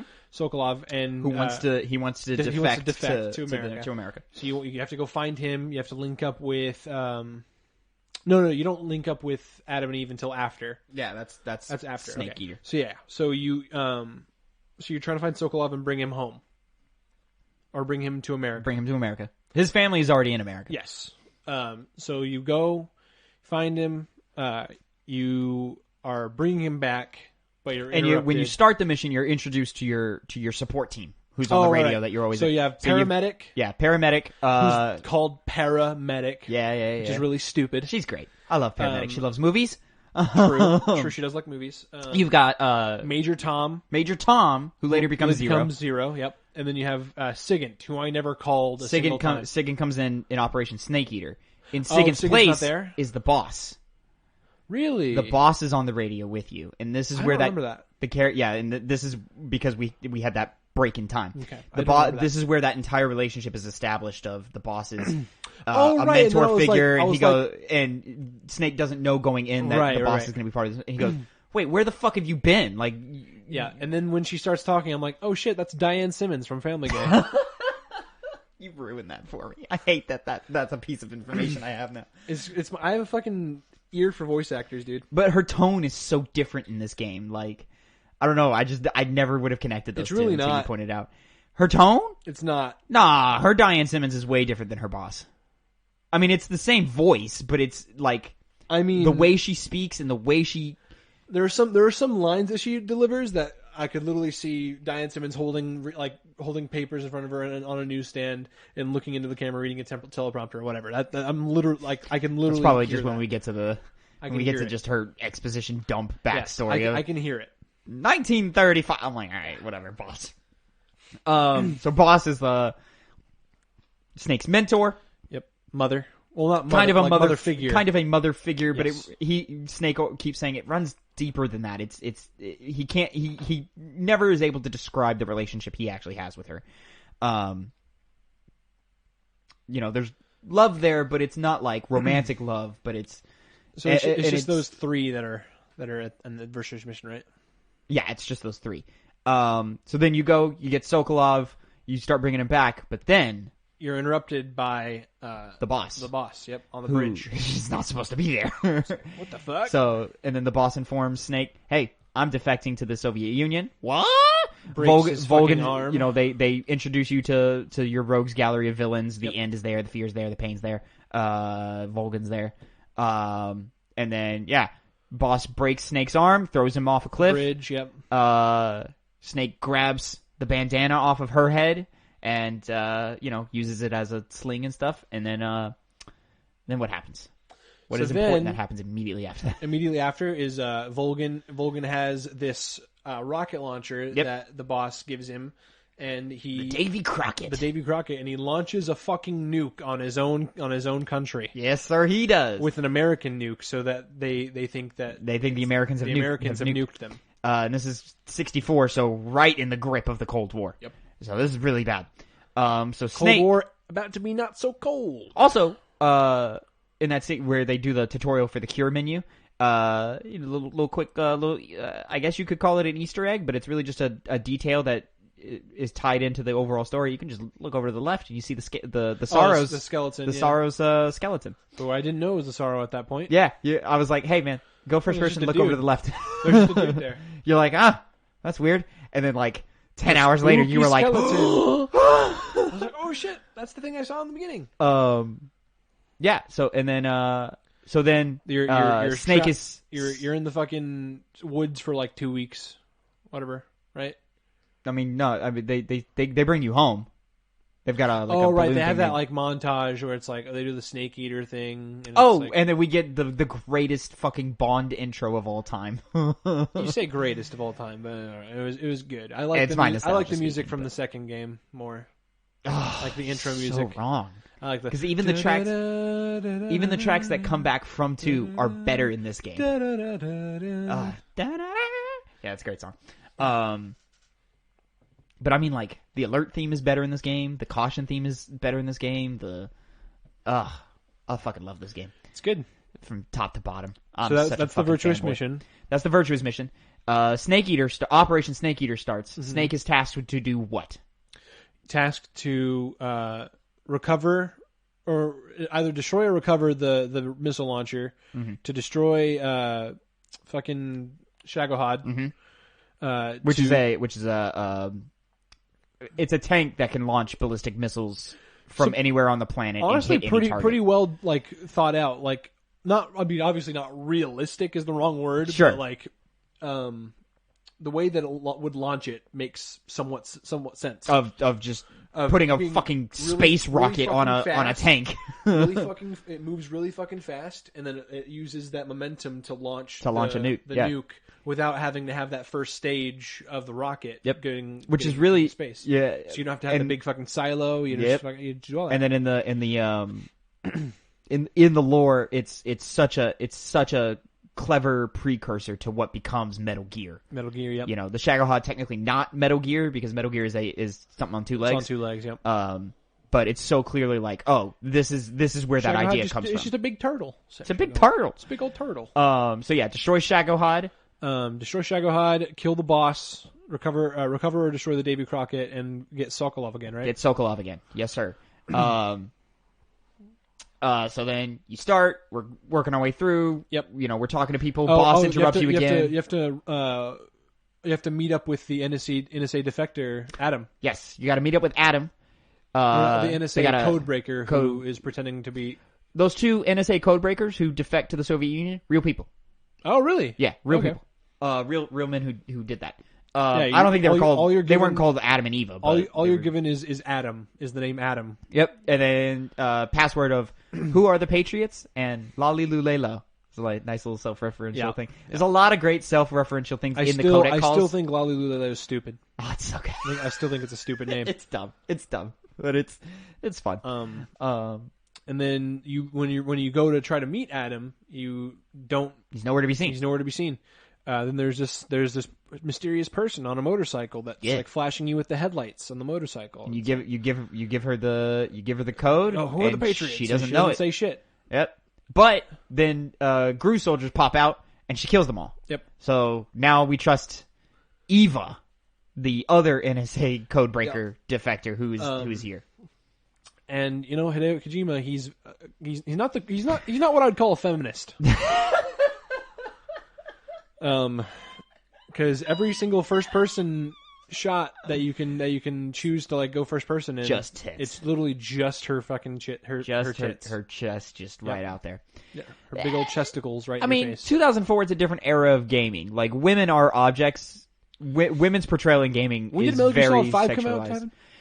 Okay, 5 it was not okay. 5 it was not quiet, not okay, not cool. And this isn't cool or okay either, but in the times, this is what the culture of gaming was. Insert that one. Fucking what's the fucking BuzzFeed? It's like, this is why I fucking hate video games. It's the male fantasy. That fucking meme. And then you just hard cut to spinning Snake in the menu so that he can throw up. So he throws up. So yeah, we meet Eva. Fucking Volgan going up and grabbing his crotch. Jesus Christ. So you meet Eva. Yeah, she gives you some guns. She gives you a scientist uniform. Yep. She says, go this way. And you go that way.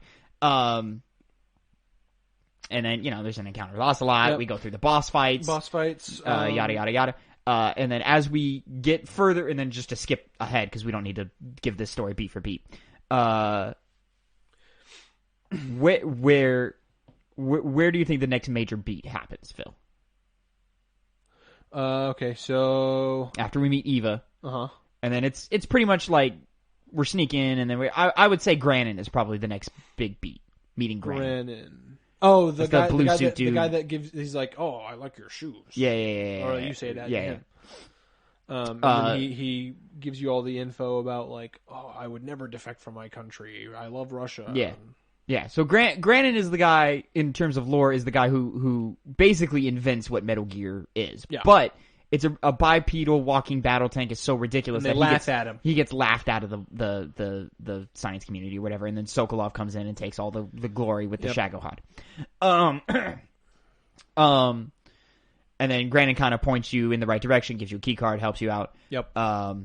Snake goes, why are you doing this? And then he says something about loving Russia or whatever. And Volgan is clearly the enemy an enemy of Russia.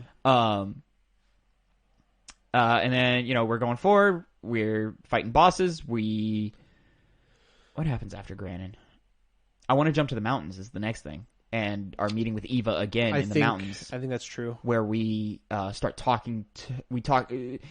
Eva continuously trying to seduce Snake throughout this game. Snake's at all times. Focused on the mission. But he is laser focused, turns her down every time. Woman, there is a mission to be done. She keeps trying to kiss him, and he doesn't, he locks up. No lip movement, doesn't kiss her back, nothing. And then this is where we get more development of Snake's perception of his relationship with the boss, where he goes, listen, man, she was like a mother, but she's my mentor, and it wasn't familial, but it wasn't romantic. But there's a love here that I can't describe. Yep. It was a complicated relationship, and Eva keeps questioning on it. Goes, okay, so you love her? And he goes, no, not really. And he goes, so do you hate her? He goes, wow, does it have to be one or the other? And she goes, between a man and a woman, you bet. And then she later learns that this is wrong. Yep. So anyways, and then we watch them in Grozny Grad. Volgan is killing Granin. Yep. In a barrel. And then there's some talk about what is patriotism for the Soviet Union with Ocelot. And he goes, Granin was our countryman, and you treat him like this, and I don't approve of your methods. And then there's some talk, and then Boss comes in and is like, the Cobra unit is dying. And Volgan's like, damn, that's crazy. The Fury. The Fury. And then this is where I think Ocelot's always been suspicious. Eva, by the way, is an undercover agent. Tatiana, who snuck in. Everyone thought snuck in under the thought of Eva, that it was also known as Tanya, also known as Tatiana, also known as Big Mama, also known. Shout out to Video Game Donkey. So she's undercover as Tatiana. People think it's Sokolov's lover. Volgan takes her as his lover. And then it turns out she's really none of that. And she's working with Snake to bring Volgan down. Yes. And then we get to this is the first point where Ocelot really starts suspecting Tatiana. Like he's always been like, I don't know about this one, but this is the point where he's like, he's always like, I know you're up to something. He's always sniffing her. Yeah, he's sniffing her, keeps grabbing her boobs because he's like, he knows the spy is female. And there's like two females on base. It's just the boss and just Tatiana. Yeah, so that's important. There's a hidden first-person view in this cutscene. I told you earlier today at work, where when Ocelot walks away, Eva mocks him and does his little finger gun thing. Yeah, it's not even really finger gun. It's like Like it's just like a little gesture, but yeah, it's I don't know how else to describe it to audio listeners, but yeah, it's just like it's like a one finger gun. Like, so you just do it's like you do the dual finger guns, but it's like you have your almost like your whole hand extended. Yeah, you're just extending out your arms and then just kind of just like flicking your wrist. Oh, it's great. Oh god, I love Ocelot so much in this game. So then we infiltrate Groznygrad, the weapons facility where the Shagohod is held. Right, Sokolov is here too. They mention Major Rykov. Major Rykov, you got to go in disguised as Major Rykov so that you can get to Sokolov. Yep. Rykov is just Raiden's player model. He's literally just Raiden, and you happen to drop in wearing a Raiden mask. Yeah, I think so. I think if you don't get the... Oh, no, you do start with the mask. I was going to say, I feel like... No matter what. I feel like no matter what, you would have to start with the mask. It's either you start with the mask no matter what. I'm pretty sure that would make sense. Or for to have when Eva gives you the scientist costume, she also gives you the mask. Oh, okay. I don't know for certain. I can't remember. I think you always start with the mask. I feel like that's just like Kojima's fuck you to the player. It's 100%. Like, oh, you don't like Raiden? He's here, but it's also the like... Okay, yeah, Raiden was kind of wimpy and lame, so I'm sorry. Here, like, strip him naked and shove him in a locker like the little nerd he is. So then, you as Snake, you go to get Sokolov, but then Volgin walks into the room. Yeah. And him and Rykov are lovers, I guess. So he goes, Rykov, I was waiting for you in my room.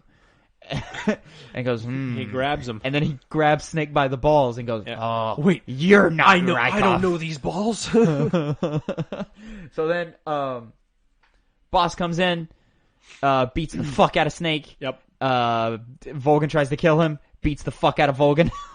And goes, stay out of this, and throws him to the ground. And it's so funny to me every time like Volgin is like, he's being like, oh yeah, I'm in charge of you, boss, or whatever. Yeah. Like, and then she's like, what'd you say? What? And he's like, nothing. No, you're cool. He backs down it's so a lot fucking fast. What you see, what I really meant here was...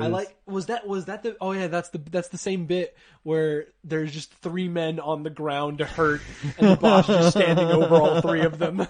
The boss... You got fucking Volgin, Sokolov, and Snake just all on the ground hurt. I love how the boss is portrayed in this game, because it's so literally just... She's the cheat code. Oh yeah. Like, when she enters, she wins. Yeah. Like, that's just what it is. Oh, she's so great. She's awesome. And then, yeah, well, the jig is up for Snake. So then Volgin beats the living shit out of him. Oh, yeah. Kills Sokolov, and then we have our Metal Gear torture scene. Yeah. In which, Ocelot finally, accuses, Tatiana of being the spy, which he's right. And then, suspicion is thrown on Boss for reasons, and then Volgin goes, cut out his eyes. Cut out his eyes, yep. And she doesn't do it. There's nothing more important to a soldier than his eyes. She doesn't do it because Tatiana gets involved, and that's why Ocelot accuses her of being the spy. And then Ocelot does his Russian roulette juggling the guns. And he's like, one of these three guns has a bullet, I'm going to juggle it, and I'm going to pull the trigger 6 times. And if you die, you die. And then he did this earlier in the game to Sokolov. Sokolov, yeah. And then doesn't he wet himself? In Sokolov? Yeah. Yes. In that scene, yeah. Because he's scared. He's like the scientist. He's like the Autocon. He's your Autocon replacement. Yeah. Not nearly as cool as Autocon. Not nearly as cool. But, did Sokolov cuck his dad? I don't think so. So then Snake recognizes the gun is about to shoot the bullet and kill Eva. Mm-hmm. So he swings in, bumps into Autocon. Autocon fires the gun because he just got bumped through his eye. Yeah, and then that bullet hits Snake in the eye. Yeah, and then that's how you get big later with Big Boss with the eye patch and stuff. So then, yeah, and then Boss does something a little weird. She shoots a fake death pill into your leg. Yep. You're like, that was weird. And it was also weird that she took her time and didn't cut out my eyes. And it's also weird that she stopped Volgin from killing me earlier in the scene. Doesn't she say like run away? She says run. Run. Yeah. Which I think in context you just chalk it up to she doesn't want to kill Snake. Yeah. She doesn't want Snake dead, but so she's just like, get the fuck out of here. You escape Groznygrad. You have your encounter with the Sorrow. You meet up with Eva. Yep. Another attempt to seduce him, but this time they talk a little more and they get to know each other a little more. So like, there's an actual bond and connection here forming, a romantic kind of some kind. And then it's all right, back to business. Gotta go plant some bombs. Gonna go blow up Shagohod. You go and do that. Of course, it doesn't work. Yeah. Eva is captured. Eva is captured, and this is where we get the exposition dump of the philosophers, which had been mentioned a time or two in the past. Phil, what is your perception of the philosophers? Basically, the Patriots before there were Patriots. Yeah, that's exactly right. So the philosophers are like 12 of the most. They're not just because the Patriots were all American, weren't they? Yes, but the philosophers were from different countries. Yes, basically the Patriots for the whole world. Or just a certain group. The Patriots are the Patriots for the whole world. I thought they were just for America. No. The Patriots are in control of everything. Okay. So here's so the philosophers are basically people from China, Russia, and the U.S., right? Yes. Yeah. Exactly. So the three major superpowers. Yeah. The way it goes is that the philosophers unified after the Second World War, and put together a fund of $100 billion. And in 1964, $100 billion is a lot of money. Before inflation. And the general idea is that they were kind of running the show for a little while. But, ultimate power corrupts ultimately, all that. So they were killing each other and getting greedy and stuff. And they were after each other's money and shit. So they all die out. Their descendants. One of them being Volgan. One of them being the boss. One of them being Eva? I believe Eva was raised by the philosophers, at least. Yeah. Was like an agent of the philosophers. She said she's a child of the philosophers. Yeah. But it's not like a familial. Like the boss is related. Yes. Like her father was a philosopher. Yes. But Eva doesn't have any actual blood relation, but she's a quote unquote child. Yeah. So the general idea of the philosophers is it is the Patriots. It's the setup for the Patriots, but they aren't as effective because they all get greedy and kill each other. And then you start hearing about the philosopher's legacy, which Volgan has, or at least he has a third of the legacy. The legacy is the $100 billion scattered across the world, and he has the Soviets' third of that money. Yes. In which you learn that there has been kind of a play to get this money, and so there's that. And then we can get into the nitty gritty of what the Patriots are and what they become, and with the story of that we can do that at the end of this, if we want. Nah. So then you fight Volgan, kill Volgan, Shagohod. In the grips of the Shagohod fight, Eva and Snake kiss, and they actually kiss. Yep. He kisses her back. And then, as Volgan gets electrocuted by a bolt of lightning, they share a tender hug. A tender hug. And then there's Eva talks about how, like, it's become clear to Eva over the course of this story, with her talking with Snake and her experiences with the boss, that she starts to finally understand kind of what this connection is between them. And she's like, dude, I really don't want you to do this. This is not a good idea. And he goes, I have to. It's my mission. It's my mission. Which leads into the general theme, I think, of the game, even though it's introduced pretty late into the game, but it is the major theme of the game of who are you? Are you your orders, or are you? It's like, what is a soldier? Yeah, what is a soldier? It's a general theme that was expressed in the first game. I think it's expanded upon here, and I think it's way more. I think it's done way better and way better. Yeah. And then when we finally catch up to the boss, she gives her whole fucking backstory about how she was in the Bay of Pigs invasion and shit didn't go well. Also, the Sorrow and the boss are Ocelot's parents. Yeah, that's like a hinted thing. You got to dig into the codex for that, and it's only hinted at. And then but that's the theory, I believe, because it's way better than the answer he gives us in 4. Ugh. I am Liquid's doppelganger. Fuck off. No, you're the Sorrow's kid, and he just possessed you. I don't understand why Kojima does that. Anyways.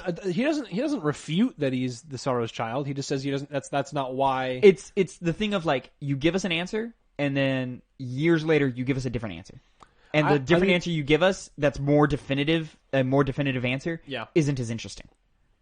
We can get more into Ocelot a bit later, but I want to finish up the. So then Bay of Pigs invasion. She was betrayed by the government. Yeah. She still works for the government. She had a child. Had a child on the field, and the child was kidnapped by the philosopher. Ugh. All of this, it kind of comes off as pretentious, but I think it's delivered so well that you kind of buy it. And the themes she expresses here are so cool, and it feeds into that twist ending so well. About how the entire time, baby, the boss was never a defector, never defected. So, you beat the boss. The game. I don't know. I don't know if this is the Xbox version. It's just kind of broken, and you have to wait for the timer. But you're supposed to pull the trigger on the final trigger on the boss. I tried to. It was glitchy. It just wouldn't let you. And that was so heartbreaking for me as a kid. I was like, no, you're making me do it. Fuck you. It's not that you're making me. You're making me. Yeah. Do it. Me, the player. Yeah. And I think still a powerful moment. Oh yeah. 20 years later, It made less powerful by the fact that I had the fucking. Yeah, you're like pressing every button on the controller. I had the kabuki face paint on. Oh right, yeah. The geisha face paint or whatever. Because it was white. It was like it blends in with the flowers. Did we rank the boss? No, but the boss is probably. I weren't like it's if I think it's got to be a top 3, right? I think for me it's my favorite boss fight. Oh, the boss is a great fight. Great fight. And then we escape with Eva. We make it back to the States. They get a little to Alaska because they always go to Alaska. They get a little freaky in Alaska in their little cabin before Snake has to meet the president. Yep. And then he wakes up alone. Fucking bitch. There's a tape. God. And Eva recorded this tape and tells Snake everything. Yep. Because the boss told her everything, and she's like, "Listen, a Chinese spy." Here's the thing: I'm not Russian. I'm not even Eva. Adam just didn't show up, and I took advantage of the situation. I'm a spy for the Chinese. I'm taking the philosopher's legacy. Yep. And I'm leaving. Little does she know she's taking a fake. Yeah, because Snake pulls out the microfilm out of his pocket. I thought Ocelot had it. No, Snake hasn't. Okay. And then it's revealed. She gets into the boss, and she talks about the boss. She goes, "You have to know, and this is going to kill you, but please, just like, you have to persevere through this knowledge, and you have to live." She says. She goes, "Listen, the boss was never a defector. Yep. Her mission was to play defector." In order to get the Philosopher's Legacy. In order to steal the Philosopher's Legacy. But when Volgan nuked his own country, yep, which no one expected him to do. Yep. Because it's fucking insane. It's insane. Because he's a bloodthirsty maniac. The entire operation had to be expanded and rethought of. So it turned into, you have to kill the boss, and she has to take the fall. So as to not make the U.S. look stupid. Yeah. You have to kill your mentor who taught you everything. And well, to be fair, the U.S. did put nukes in Volgan's hands, so it would have been it would have caused World War III, which would have been a nuclear war, and it would have been disgusting.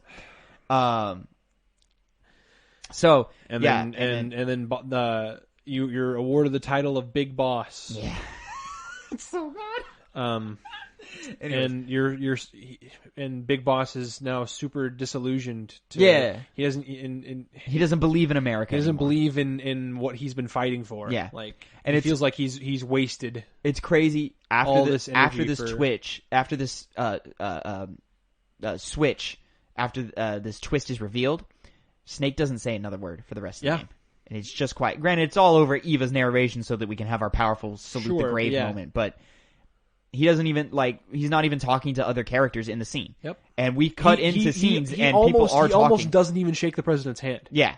Like, he's saluting the president goes for a handshake, and then he's like, he's still saluting. He's like, I'm not going to shake your hand. And then he, kind of extends his hand even further, and he goes, okay, fine, just to get out of this moment. Yep. Yeah. And then I think who is it? It's the CIA. It's the CIA director. I think who tries to shake your hand and he just walks by. Yeah. I don't give a fuck about any of you people. Yep. You basically made me kill my mom for nothing, because of some shit that you started in the first place. That was your fault. Yeah. So it's. And then if you're she's going down in history as a traitor. Yeah, as a villain. She's a villain in history. When she's one of the biggest heroes that this country's ever known. Yeah, buddy. But you're destroying her life, her career. Yep. As this amazing soldier, just to cover your own ass. Yep. Yep. It's such bullshit. Yeah. That fucking Big Boss has to deal with. Oh, dude. And this, if you're a long-term fan, which the first time I played this game, I was not. This was my first Metal Gear Solid game I ever played. So I didn't know the bigger connections that this story leads to. I thought Big Boss was a really weird name. It is. But if you're like, yeah, I played Metal Gear 2, Solid Snake, I played Metal Gear Solid, as most people do. This experience of playing each one back to back like this has been awesome. Like it's been really great. Oh, it's so good. Like the amount of things that I had only like heard about before, I finally got to experience like firsthand. Like it's been such a crazy journey of like highs and lows. I think all three of these games are landmark moments in gaming for different reasons. And they all circulate around what can a video game be? Is it just a fun little game that you're just like playing and enjoying or whatever? Or can it tell a story? Can it have good acting? Can it deliver themes? Can it deliver an emotional impact past the gameplay? Can you relate to characters? And then even in that, it starts playing with, okay, so we're giving you these stories, we're giving you these feelings, we're giving you these things. But because this is an interactive medium, can we turn all of that on your head? And can we actively, betray is the wrong word, but can we actively subvert a player's expectations, and make them do something they don't want to do? And this is in Metal Gear Solid 2 that we're talking about. And what happens when we do that? And then in 3, it's okay. Let's just deliver a fucking rock solid story and a badass moment and twist and stuff.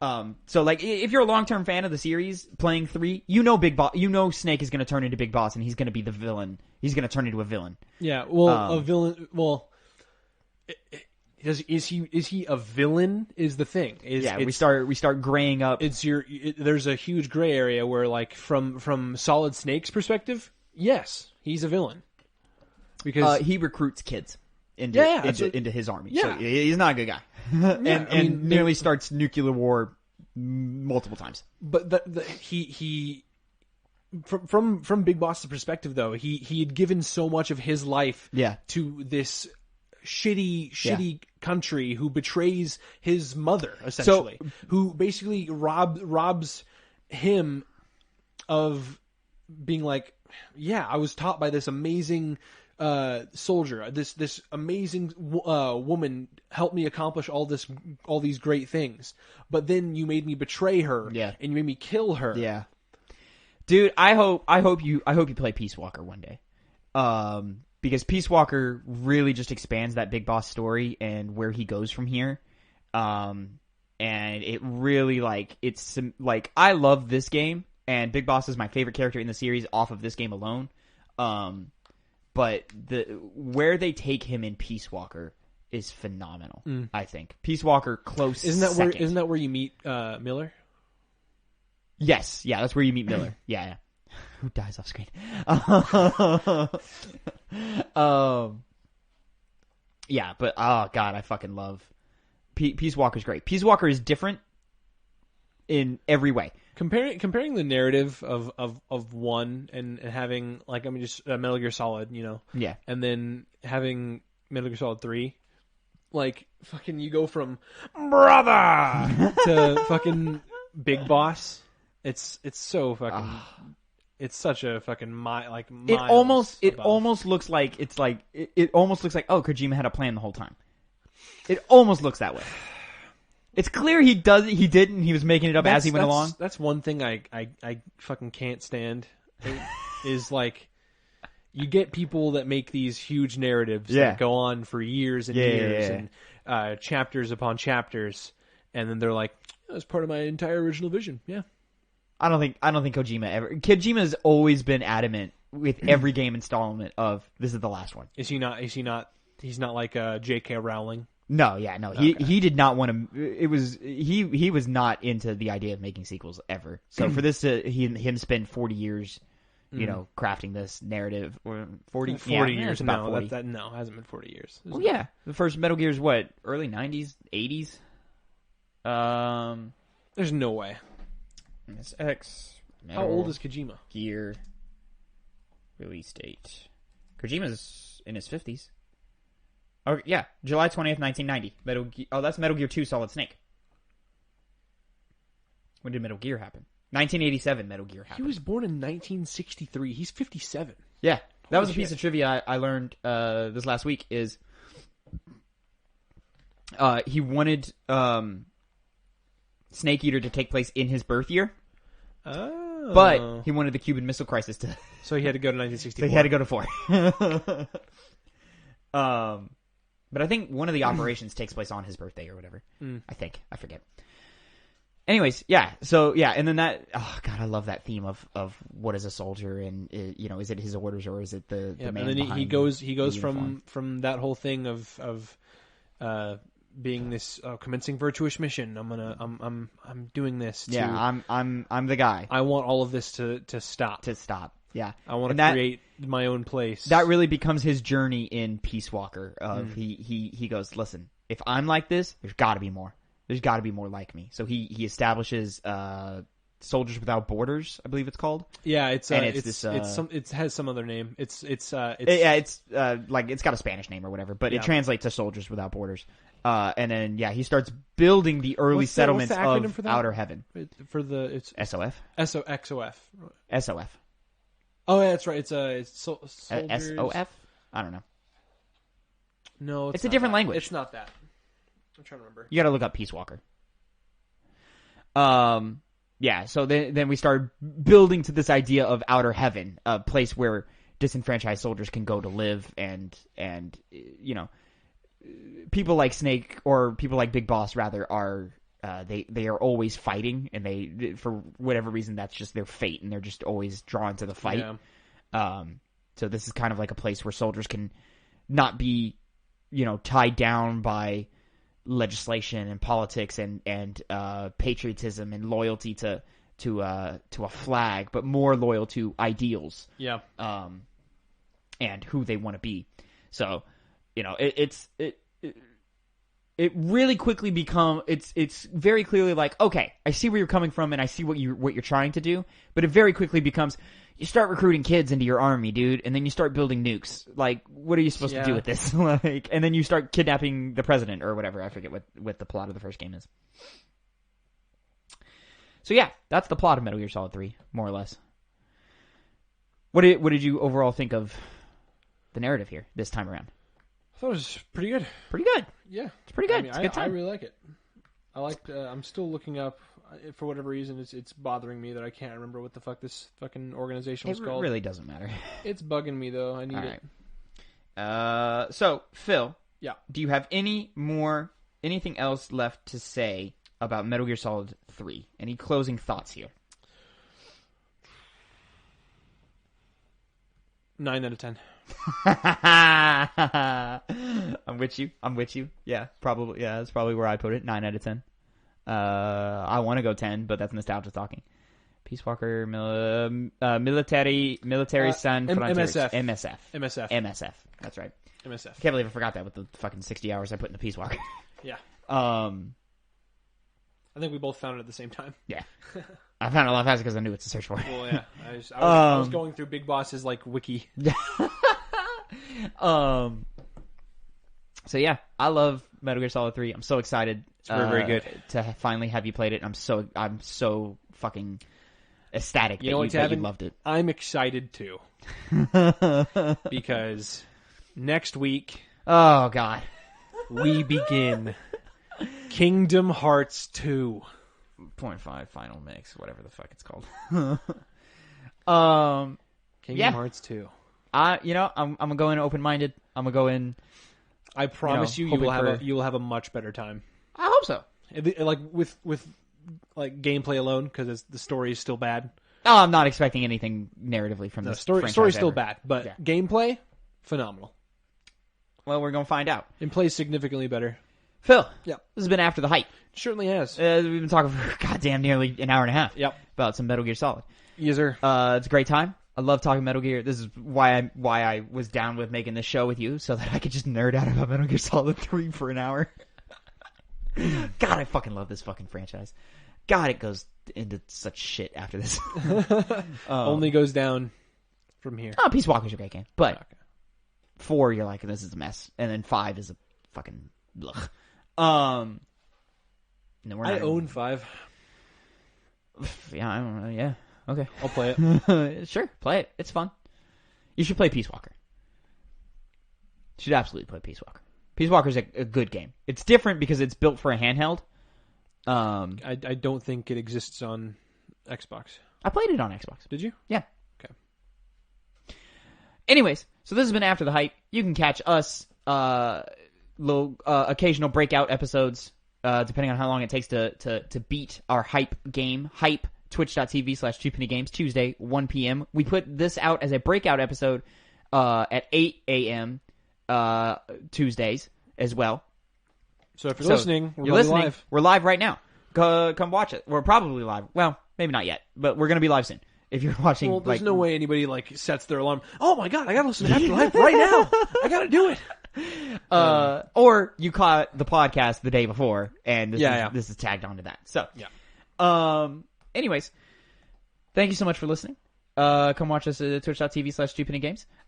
Come listen to the 2 Penny Gamescast with me and my good friend Connor, where we talk about video game news. You can skip that part on the podcast and just listen to After the Hype. And what we've been playing and all of that.